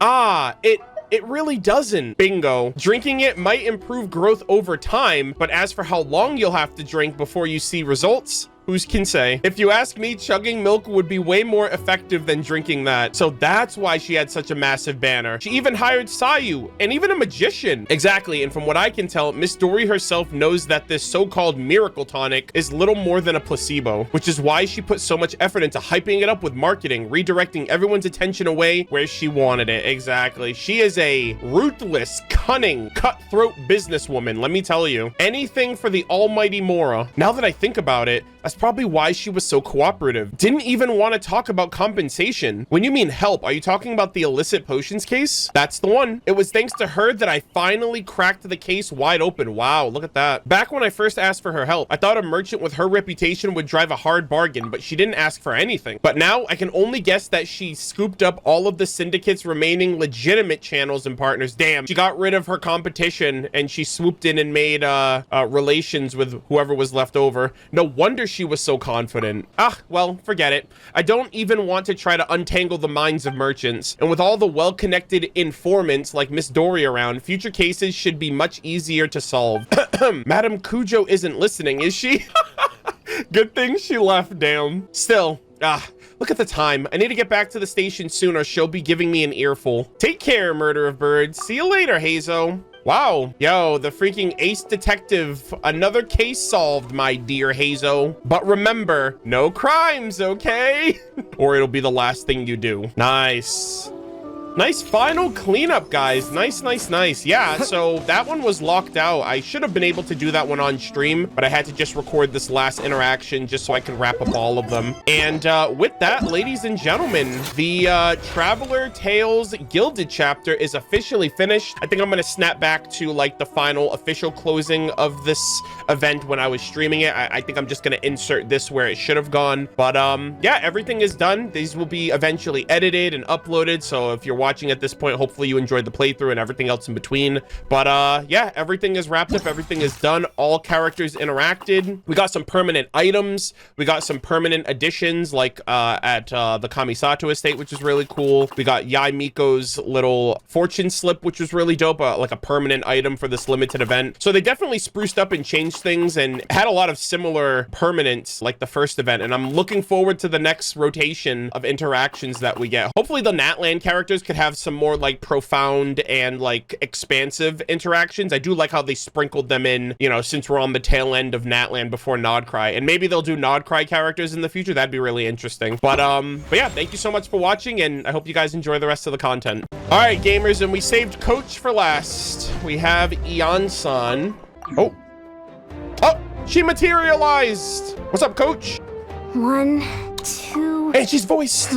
Should need to make a few more. Nice. What are you making, Ian-san? Some topical injury ointments. One of our tribesmen, the idiot, put way too much weight on the barbell for his squats. He lost control and threw out his back. Oh my god. I'm so sorry, sir. Bro, throwing out your back is no fucking joke. He's just lucky others reacted so fast. If they hadn't managed to rush in to stabilize the barbell... Yeah, that could have gone horribly. I gave him a detailed, clear training plan, and specifically warned him multiple times to have me spot him if he wanted to push himself with heavier weights. But no, the fool got all full of himself, had to try on his own, and refused to listen to everyone else. The fool got all fool of himself, guys. Sino. Now he's stuck with a busted back. Even my special ointments can't cure him overnight. Damn, man, I wonder what Sino's joke would have been if there's no more endings for him. I wonder what his joke would have been. That would have been cinema. What a pain. Now I'll have to go and give them another safety lecture in a few days. It is what it is. And with that, ladies and gentlemen, I guess that's the end of my current escapades with these anecdotes. These were spectacular. I loved the character involvements, the character additions. I think without a doubt, my absolute favorite ending had to have been Neuvillette with the Melusine, the visit that he had at Merusi Village, and just seeing all of them, and they were all voiced, and it was just so wholesome and heartwarming, like for everything that he's done for the Melusine, and, you know, him being a really awesome parental father figure for them after Elenus was great. And I think the follow-up for this one is definitely Thoma. I think Thoma's was really awesome to just kind of learn a little bit about his lore, learning about his mom's name, Ulrich, and we're gonna hopefully be seeing her when we go to Nodcry, and like Nodcry in general being referenced and mentioned. So I'm gonna look out for Thoma's mom NPC when we go to Nodcry. Charlotte's going to Nodcry, the freaking the Mrs. Worldwide over here to every single nation of Teyvat. So, and she's getting new outfits as well. So very exciting to just see and get kind of, you know, mentions and drops of all these characters. I really enjoyed all of these to varying degrees, of course. Ladies and gentlemen, that is everything for version 5.7 content. We finished the Archon quest. We finished the event quest. We finished, you know, this last little bit of character interactions. And so, following this stream, tomorrow is the version 5.7 special program. I will be watching it and reacting to it as well. It's 5.8? What did I say? Sorry, I meant 5.8. You know what I mean.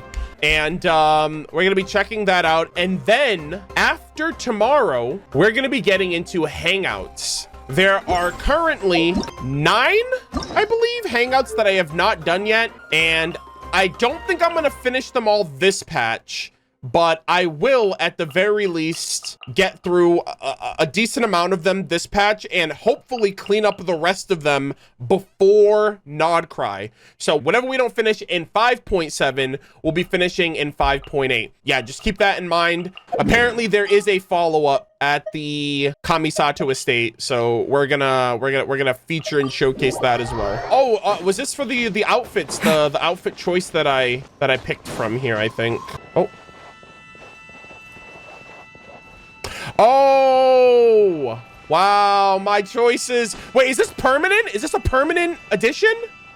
I think this is permanent. A freshly cut piece of fabric. It looks like it arrived here not too long ago. Oh, wow, that is awesome. Well, obviously, we won't know if it's permanent because the event is still ongoing, but similar to Noelle's sword in the ceiling and similar to Official's Dictionary. That's cool. So this one, they gave us permanent items with the potion and the fortune slip, and this might be a permanent, like, additional location area. That is everything, guys. Thank you all so much for watching. Thank you so much for tuning in. I apologize that this stream has been a couple of weeks overdue. Me and the editors have been working really, really diligently to try to get these last couple of videos wrapped up and finished before Nodcry. You know, unfortunately, it has come at the cost of me deciding to double down and prioritize that because we're so close to being caught up. For the first time ever, being caught up on YouTube with Genshin content. So between, you know, these videos and the streams and the content in general, hopefully you guys see this sooner rather than later. I'm going to be expediting video uploads on the channel as well whenever we kind of get to wrapping up Natlan content. We have about 7 or 8 weeks before Nodcry is upon us. I think September 10th is the day the game goes live, or the patch goes live rather. So we still have, you know, 5.8 and then the 6.0 special program, and Lord knows what else they have in store for us. I'm sure we're going to get a Nodcry teaser tomorrow along with the special program trailer